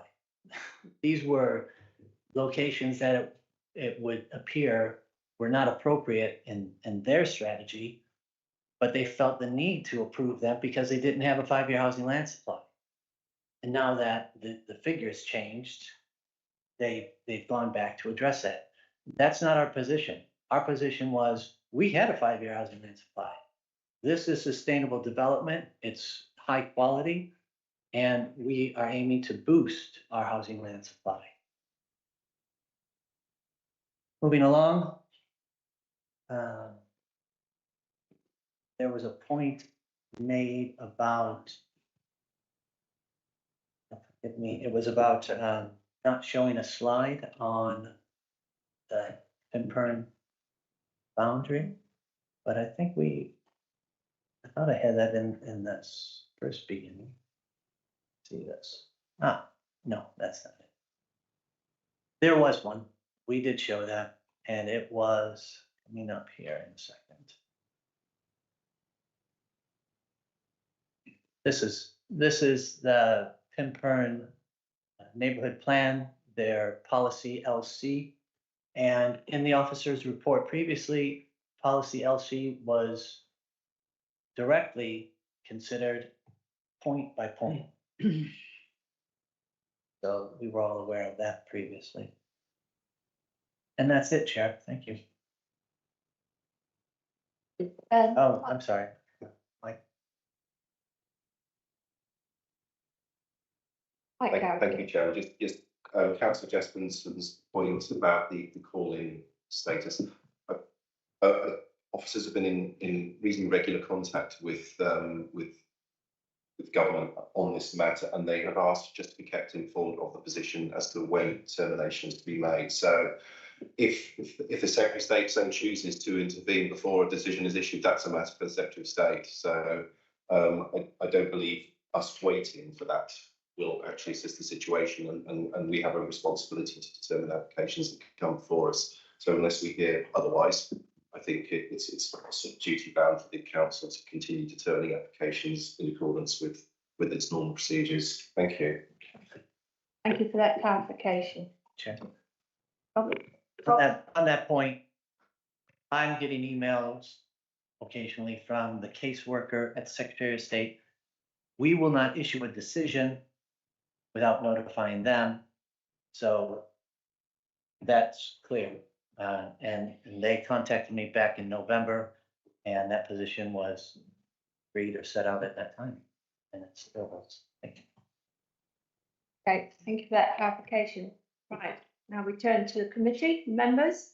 Can I just ask, though, for transparency reasons, when you first speak on the application, could I just ask you to state you attended the site meeting and you read the first report that was October 23 and the update that we have before us? Thank you. Any questions, members? Councillor Higby.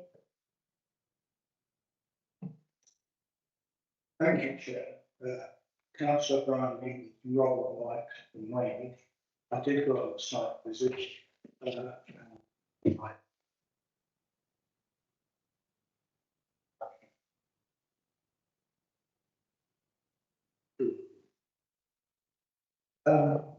The principal thing that is worrying me about this is the new section put in by the Levelling Up and Regeneration Act and what it means.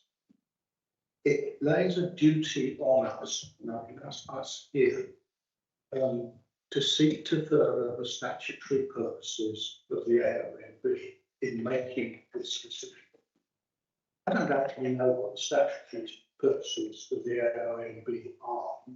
Nice to hear a little flavour of them. And it would also be nice to hear a tangible example of how we might do it. I'm wondering whether those purposes mainly relate to the land that is in the ARNB, not perhaps to its setting. I don't know. But that would be relevant because most of this development is only in the setting. Can you help me with something?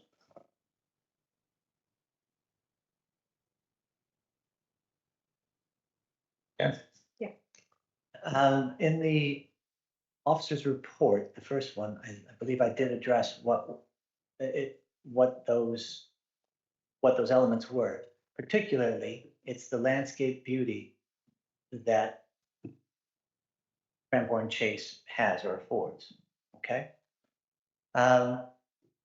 You need to keep in mind that within the AONB, the development is limited to this bit up here. So within the part that needs to technically conserve and enhance is there. For the rest of the site, we have to have regard to its setting. Okay, and in our opinion, what's happening in these hedges with the ash leaf dieback and the proposed enhancing of the hedge will conserve and enhance the A1B right there. Okay, so we don't have the school, the parameter plans show that the school's height will be fairly limited. I believe we have it at 8 meters as a maximum height and a flat roof. So within the AONB, in my opinion, because of the exceptional circumstances for that school and that footprint of that school, that would be what is harming the AONB.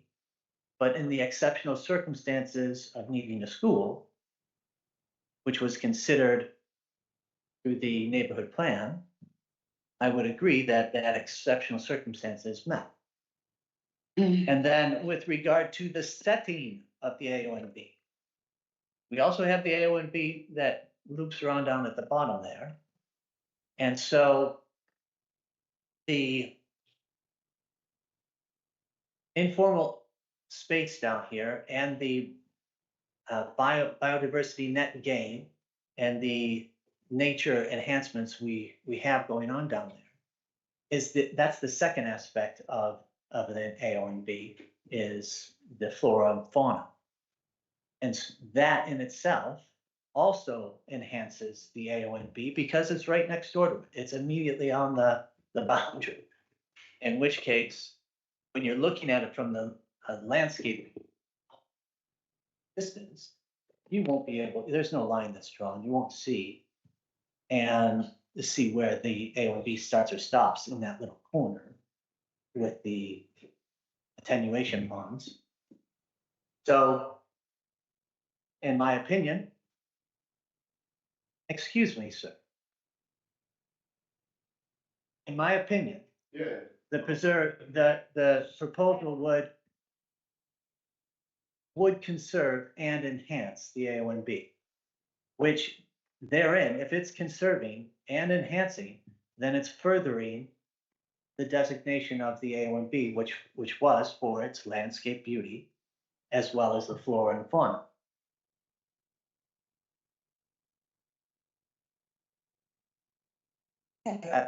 Yeah.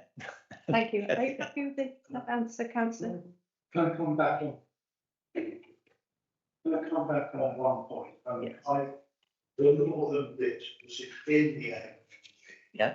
I'm not sure what's there at the moment, but we've got the proposals to build a school on it, which is a building. Yeah. I'd be very surprised if one of the statutory purposes of the AONB was that schools built on it. I don't see that as an enhancement. It's not. It's not. As I said, the building of the school would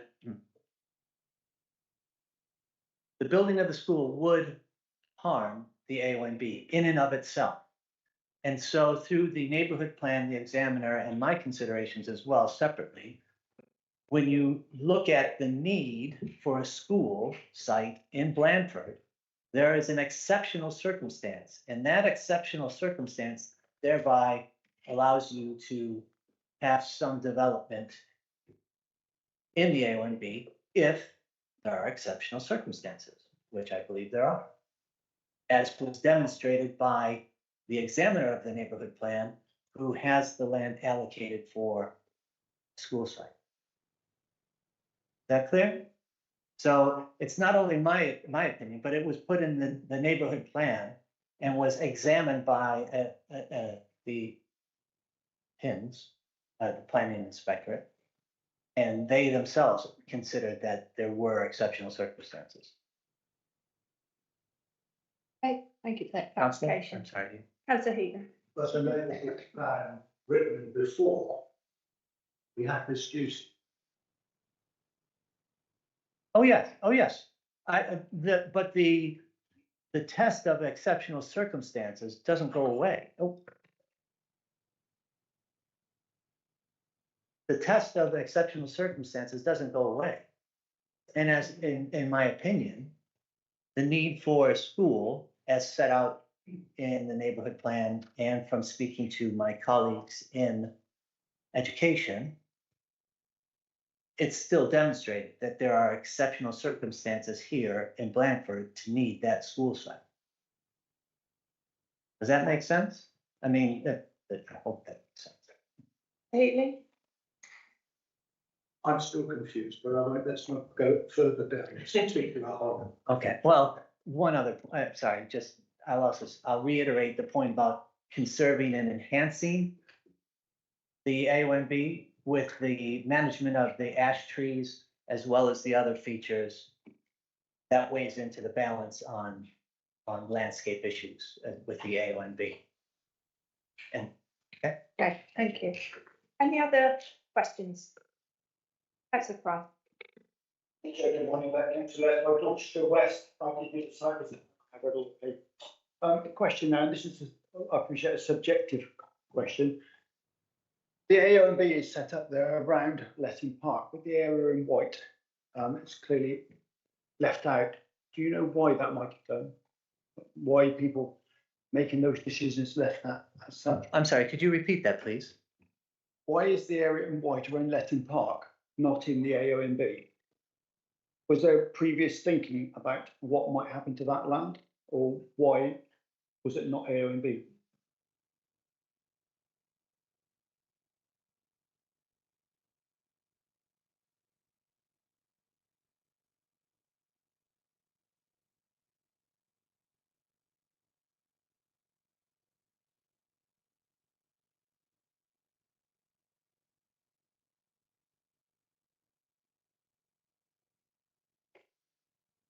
So do you, this slide isn't much better, but. That slide shows it as well, because you've got the So area there. your question is, why is Letton Park not in the AOMB? That was all that white area. Yeah. Well, that was something that we considered when we were on site. I don't have the details of that. That was something we considered on our site visits. I don't know exactly why, but when we were further east, northeast in Pimpern, you have a row of a drive with a row of trees that are dominant in the landscape, and you can't see past that into Letton Park. Also, this enclave, the Letton Close, was built prior to the designation of the AOMB. So whoever drew those boundaries, in my opinion, must have been looking at the AOMB from this area and considered the physical feature of that row of trees sufficient to take that out of the designation. I'm looking to a colleague in the audience who may know the exact answer. We can't compare with. No. No, sorry. I think we don't have the full facts of why the AOMB was designated the way it was. The town was very different at the time when the AOMB was designated. I think what we need to stick to is what's inside the AOMB and what's not in terms of the policies we apply, and whether it's the setting we're looking at or whether it's the impact directly on the AOMB itself. I think that's just bearing that in mind. But it's a good question. We don't have the whole facts about when right back then, when you can see the boundaries in 1961, why that was decided. It would have likely been done on landscape sensitivities, but we don't have that information to give you the full answer right now. Thank you, Hannah. Clarification. Was that the end of your questions, Councillor Fry? Yeah. Councillor Stella Jones? Councillor Stella Jones, Dorchester East. I went to the site meeting and the previous meeting. And we were told that this is the only way to expand Bamford. Is there any other way? And if this application is refused, would we see parts of it then coming up for more development? I know this is said it's the only site for a school. There's nowhere else. Is that correct?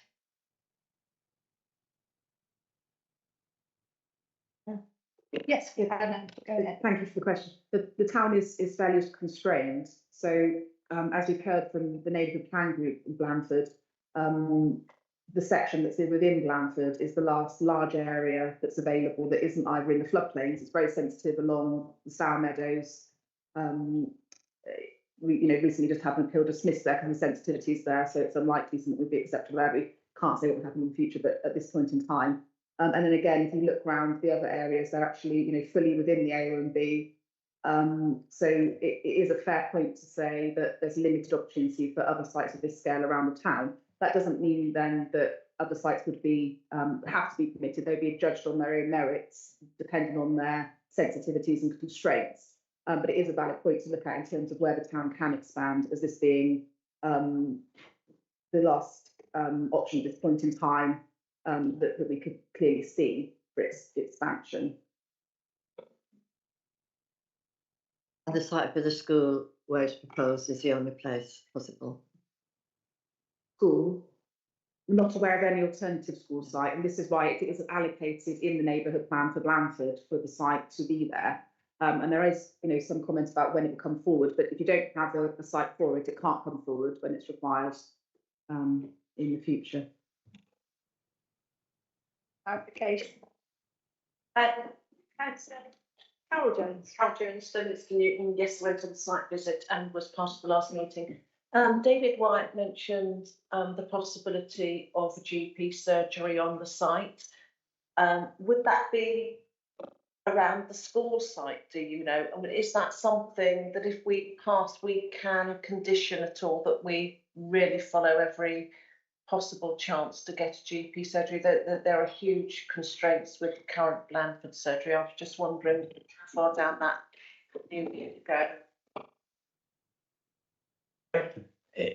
The most likely place for it is, of course, the local center, the proposed local center. So it will be up by the school because that's in the area A, the northern quadrant. And GP practices are private businesses. So there's only so much influence we can have on. But of course, we will do all we can to help. And I think it's in the interest of the applicant and the developer to get it there. So I don't think they're going to be shying away from it. They'll do with it whatever they can. Thank you. Okay, thank you. Any other questions? Councillor Andrews. Thanks for that, Mr. Chairman. I've had on site visit and I was previously doing reports. My question was just around one of the objectives but the affordable housing and the housing list in Dorset. Do we know what kind of amount of people are away from housing in the Blandford area? Just wondering if you did.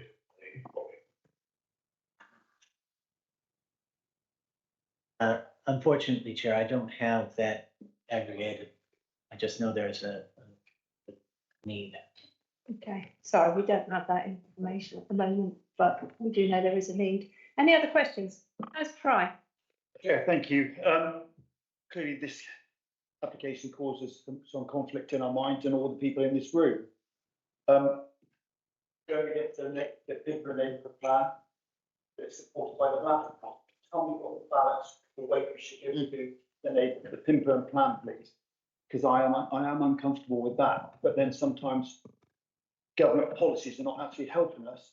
They're encouraging housing to be made easier through the planning process. But we hear some very good arguments here today to why we should make an alternative decision on this. So we're caught as a committee between a rock and a hard place on this one. And it's not an easy decision because some very good valid arguments have been made both ways. But the neighbourhood plan for Pimburn is clearly, I guess many of the houses in Pimburn can't see this site at all from their bedroom windows. It's right on the edge of their boundary. But as I said, the area in white is identified as misstep the area and B, it was owned as if somebody had left that ready to build. Robert, I'd like to answer. Thank you for the question, Councillor Bright. The way that you'd attach to it, the Pimburn neighbourhood plan is a part of the statutory development plan, so it has the weight of the development plan. So the fact that development is taking place and is contrary to that plan, it is a material consideration we have to consider, and you have to consider whether you think that the material considerations before you outweigh that impact and whether sufficient has been done to deal with that. As that position hasn't changed since the previous planning application you considered. So the changes that have taken place have occurred more around the NPPF and the wording around, and the protection around the AONB, which affects only part of the site, not the bit that's within in the Pimburn neighbourhood plan that is subject here. But it is a significant material consideration as part of the development plan, in the same way that the Bamford Plus neighbourhood plan is, and our own adopted local plan policies are. So you treat it on that basis. The report is intended to set out why the considerations been weighed in favour of granting consent as far as the office is concerned. And it's a matter for you to judge that and whether or not you think the changes have made a difference sufficient to come to a different conclusion. Okay, thank you, Mike. Did you want to come back? Yeah, it's a separate question though, but we've been brought back here having approved it in the 24th of October because of changes in government policy. Do you see that happening regularly? Because government policy does change, as we know, and it just seems it's a second bite of anybody's cherry. Yes. Changes are quite frequent, but we've seen quite a lot of changes, whether that be through things like community development rights, consultations on changes to the national planning policy framework. The Levelling Up and Regeneration Act has brought about quite a few changes. As a planning authority, I think what we've tried to do is look at where we've been between decisions, if you see what I mean, where we've had applications that came out before. Where there's been a resolution to grant, but the decision hasn't been issued. We've gone through an exercise of assessing whether or not the changes are of sufficient magnitude, I suppose, to warrant a refresh look at those applications. So it's not a question of every single application, because some of those changes may have no bearing on a number of the decisions that the planning authority might take. But in cases where there is potential implication, and this is one of those, we've taken the opportunity to look at them and decide whether or not they should come back before the committee for consideration in the light of those changes.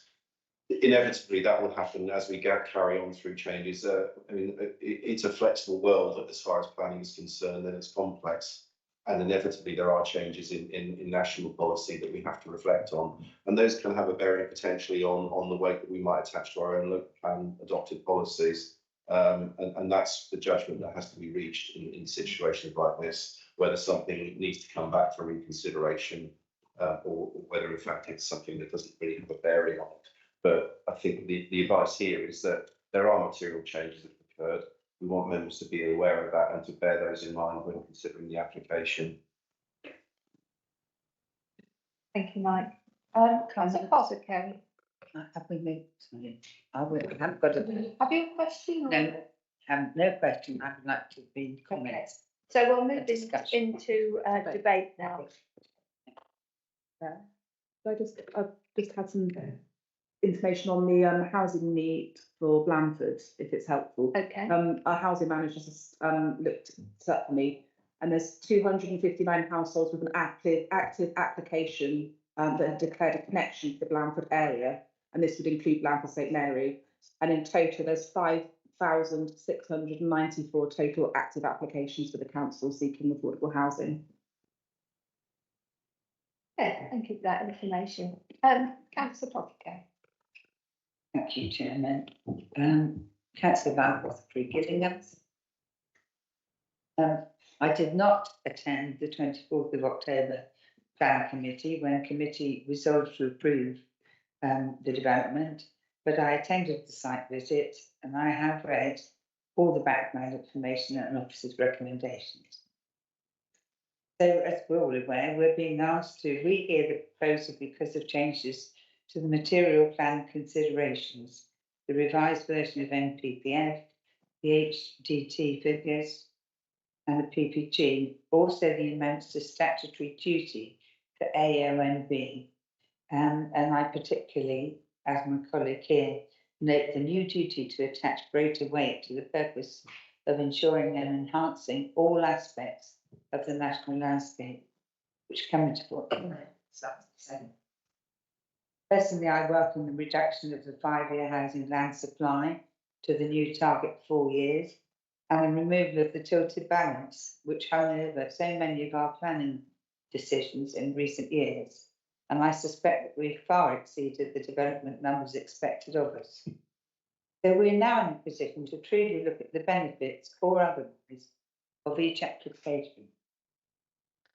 I'm well versed on the policies of our own very aged North Dorset District Local Plan, including the spatial strategy. But I am acutely aware of the very recent update to the Pinburn Neighbourhood Plan, which does not include the proposed dwellings in the proposed location. Members will be very aware of my support for neighbourhood plans. I bang on about them all the time. But they take many years to come to fruition, and often on occasion, and quite often on occasion, appear to be a thankless task. I find the plan before us very attractive, actually, development. I have no issues or concerns regarding the design and scale of the buildings, but I find no responses to the material considerations outlined in the report is to be convincing, frankly. And I'm unable to find any exceptional circumstances. So I'm not able to support the application. If I thought I'd have support in refusing this planning application on cumulative harm, I propose it, but particularly the development in Pinburn Neighbourhood Plan area, but I'm unsure of other members' views. So the best I can propose is that the application is deferred as unsafe. The cumulative impact of the new and changed policies leaves me with little confidence that we're doing the right thing by nodding this through. With the questions asked by members demonstrating the need for training on these issues, I think that's been quite apparent in the questions that were asked. This committee is not in a position to make a sound and robust decision. And so I propose that we defer the decision until our meeting in June, at which point we'll be more informed and better able to make the sound judgment that's required. I would also very much hope that one of my colleagues feels able to second this proposal. Thank you. Dr. Carey, so you have made a proposal to defer. Is there a seconder for that proposal?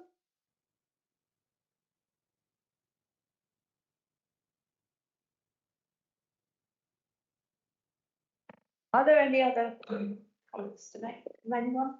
Yes, Councillor Carroll. Side too. I really hope that we don't have to defer this. We've heard it once before. These have been 2 long meetings where we've discussed everything and we've listened to many people speak that have spoken before. I would hope we could find a consensus, whether we pass or whether we refuse today, that we sort this out once and for all. That is my hope. I leave it to my colleagues to speak. I personally don't find anything here that makes me want to review the decision that we made at our last meeting. Actually, I can't even believe it's over 6 months ago. It seems so much more recent. This is a development that is beautifully designed by a terrific developer. And goodness knows, we do need the houses, and we certainly need the affordable homes, and we need them well built. And we do know of developers that are not always reaching those standards. I won't say anything more. I'm going to let my colleagues speak, but I have to be persuaded that actually what has changed in the MPPF is so material that we have to make a different decision. Thank you, Councillor Jones. Anyone else to speak? Councillor Stella Jones. I think we have to make a decision today, and I don't think there's enough reasons to change our decision that we made last year. So I'd like to propose that we approve this. So you're proposing to approve the recommendation by the case officer. Is there a seconder? Councillor Andrews? Yeah. Second.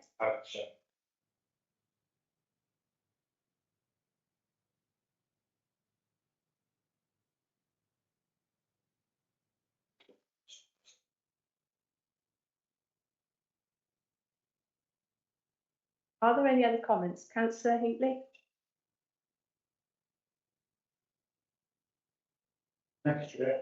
I was very much in favour of this first round. I would like to add to the benefits of it, the zero carbon aspects. Best development of that kind, getting to examples of others. My comments before about the business for enhancing the AMB, I mean, I was genuinely trying to understand that legislation. I suspect it may be a bit legislation that's kind of immune to training. I can't quite see what it is in the context of this development you could do to do much. Maybe the legislation is in some circumstances speak an impossible thing. So I too think we should. I don't think the other changes really amount very much. That's greatly. I think therefore we should approve this. Okay, any other comments from members? No. So we have a proposal to approve in line with the case office recommendation from Councillor Carol Jones, seconded by Councillor Andrews. Stella Jones. You nearly. Too bad with that. Sorry, and just sat together as well. Yeah. So more or less said. Councillor Stella Jones and seconded by Councillor Andrews. So can I have a vote, please? Then, in those in favour. Proposal 1, 2, 3, 4, 5. Those against. Why? Thank you. Well, recommendation is carried. Thank you. I think now we'll have 10 minutes break. Break. Be ready? Okay, where the Northern Area Planning Committee is resuming, and we are now on agenda item 7.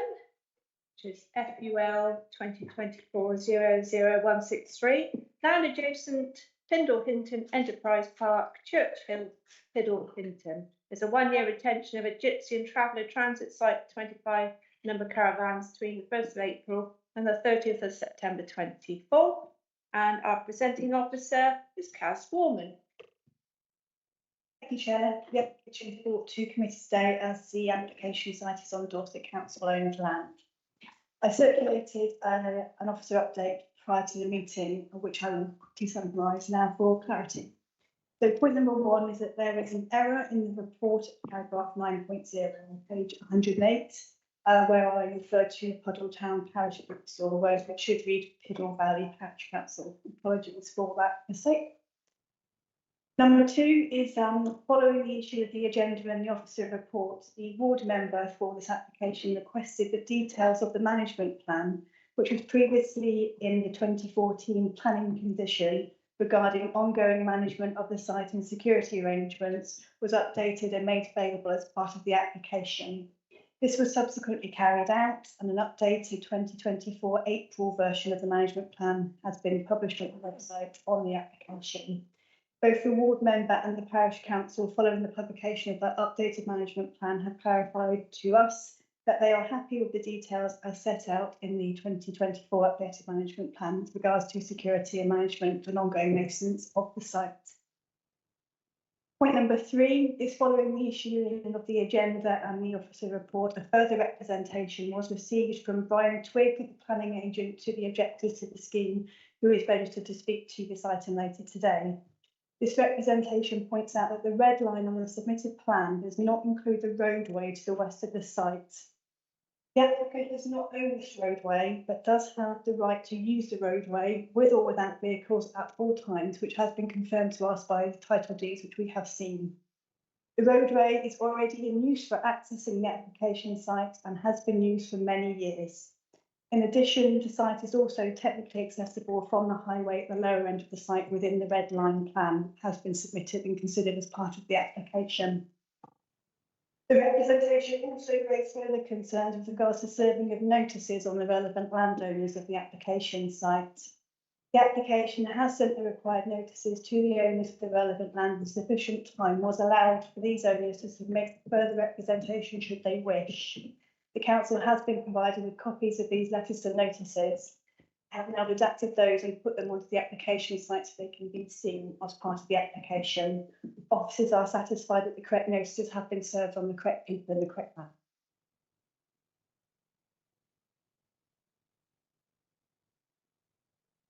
So I'll just quickly go through the application location to remind us where they are. This is a renewal of a previous consent that first came forward in 2014 and a subsequent application in 2020. And this is a 1-year renewal of the existing application sites. So we're at the south of the Piddlehinton village on the edge of the Enterprise Park, outside the AONB, which is in the red, and outside of any conservation areas outlined in blue. The yellow pin just to the south east of the site shows where the site is in the context of the Enterprise Park. And this aerial photograph shows a typical example of what the site looks like when it's in use, with the caravans to the north of the site.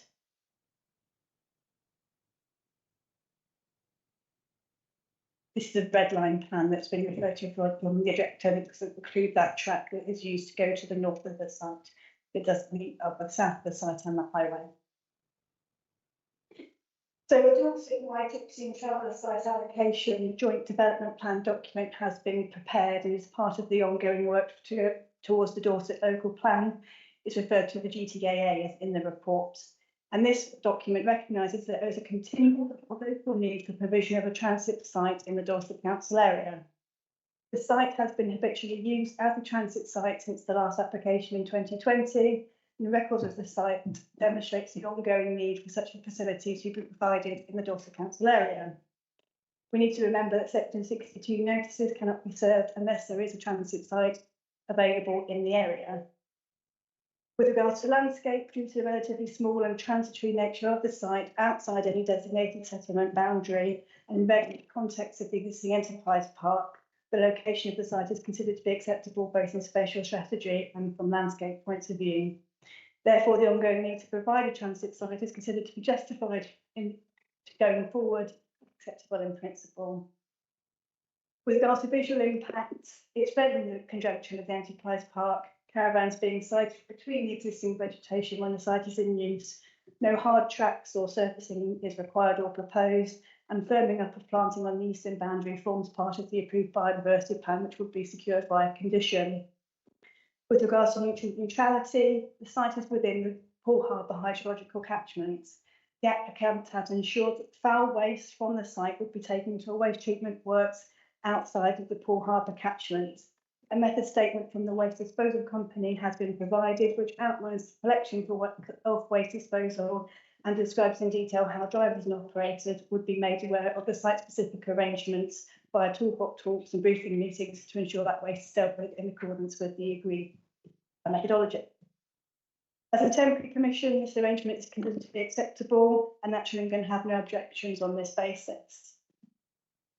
With regards to other planning matters, there are no concerns with regards to neighbouring amenity, and the highways engineer has no concerns with regards to impacts on highway safety or the wider transport network.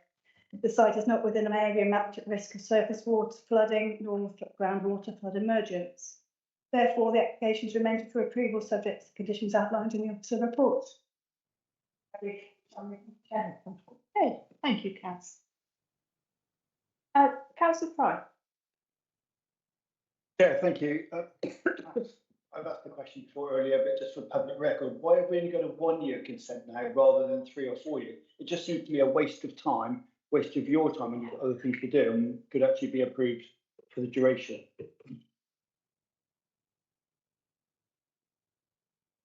Yeah, thank you, Councillor Fry. Yeah, a good question. And it would be something that we normally could consider an application for a permanent consent if it was so forthcoming. I think it's worth just reflecting on the history of the site, because when it was originally granted consent back in 2014, prior to us being a new unitary authority, the local authorities of Dorset, as was, were working on a joint development plan document for gypsy and traveller sites. And I suppose the assurance to the community was a temporary consent would be sought until such times as that plan was adopted and confirmed allocations for sites across Dorset and what the needs would be. Things changed since that plan was in preparation, given a number of circumstances, not least us coming together as a new unitary authority. And the decision was taken that we would not be pursuing a separate development plan document for gypsies and travellers. It would be subsumed within the new local plan. But I think the assurance that came about at the start was that this would be tested through a local plan process to determine where the best sites were for both for permanent sites and for transit sites. And as we have yet to take our local plan through that process, the local authority is continuing to seek temporary resubmissions of the application until such times as the plan confirms its position. Yeah, thank you. I get that. And I certainly wasn't indicating or thinking towards a permanent plan here, site here. It just seems that we're coming back and duplicating the work rather than doing a 3-5 year permission, whilst ongoing other work continues. In my previous professional capacity, I'm aware of the benefits of the site and how much it can be used, and it's a very much needed facility. But I also appreciate a better facility or different facility needs doing elsewhere possibly as well. But a 5 year or 3 to 5 year would have been a better plan. Well, yeah, that's true. What I would say is, as planning officers, we can only consider the application that's put before us, and the applicant has put in the application for that period of time. So that's what we're considering, and it's within their gift to decide whether or not they want to. So next time round, if they so wish, they could apply for a longer period of time, and we'd consider it on that basis. Before we jump ahead, we do have a speaker, and it's public objection to Brian Twigg. Like to come up to the table.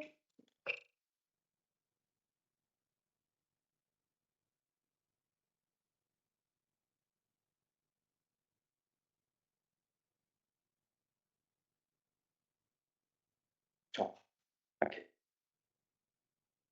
Thank you for the opportunity to speak. I'm a chartered town planner with over 50 years experience in planning, the last 15 working in my own planning practice. I'm representing Enterprise Park 2000 and Goover Investments Limited for owners. I have made previous objections which have been distilled into the office report, questioning procedural issues, the need for the facility and its location, and the sustainability of the location. And I thank Cass for the update that she's given as well. My comments today relate to additional issues which question the validity of the application and whether the planning committee is in a position to determine the application as it stands. The agent supporting statement includes the the statement that access is obtained from the northeastern corner of the site close to the signals parade ground. Submitted location plan does not reflect this and illustrates access to a point at the southern end of the site, and I think this is misleading. The council's national and local list of validation requirements clearly states that the application site must be outlined clearly with a red line.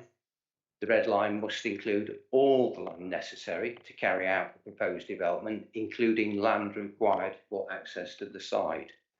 This hasn't been done, and in my mind, the application isn't valid. Whilst the council's legal opinion says this is not an unsurmountable flaw because there are rights of way of the code, it doesn't address the national validation requirement, which the council has no discretion.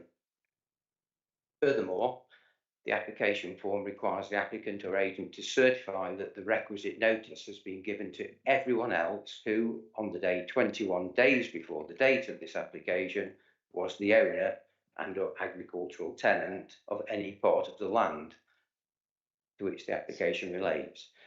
Part of the application site is missing from the location plan. The council doesn't own it.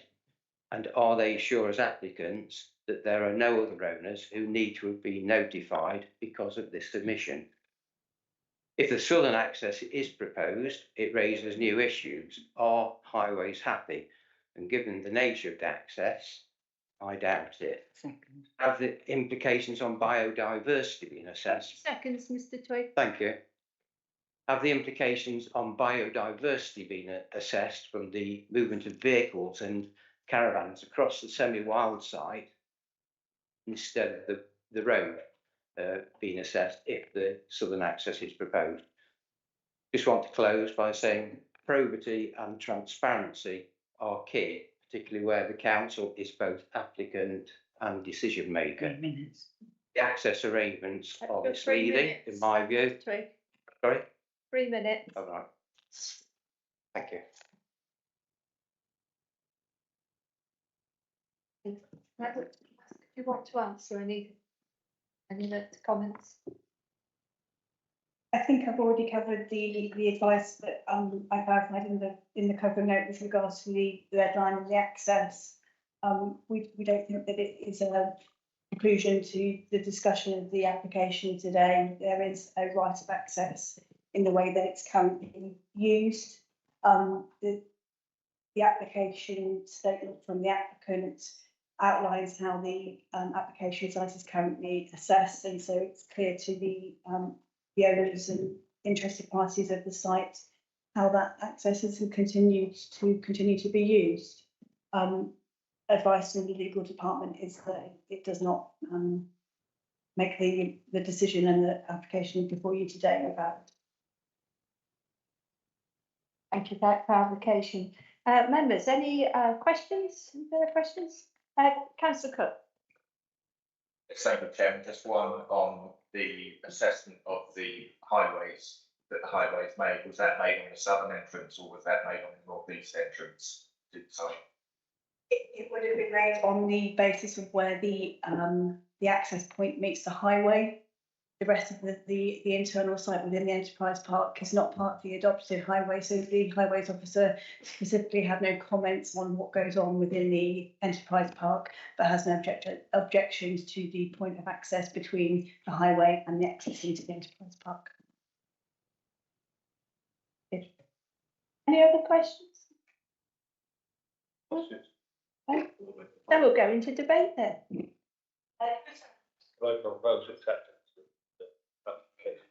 Okay, so had a proposal of acceptance from Councillor Andrews. Councillor Apothecary? Yes, please, Second. seconded. We go to the vote then, please. So those in favour of approving this application? The full house? Yeah, thank you very much, everyone. Thank you. Yes.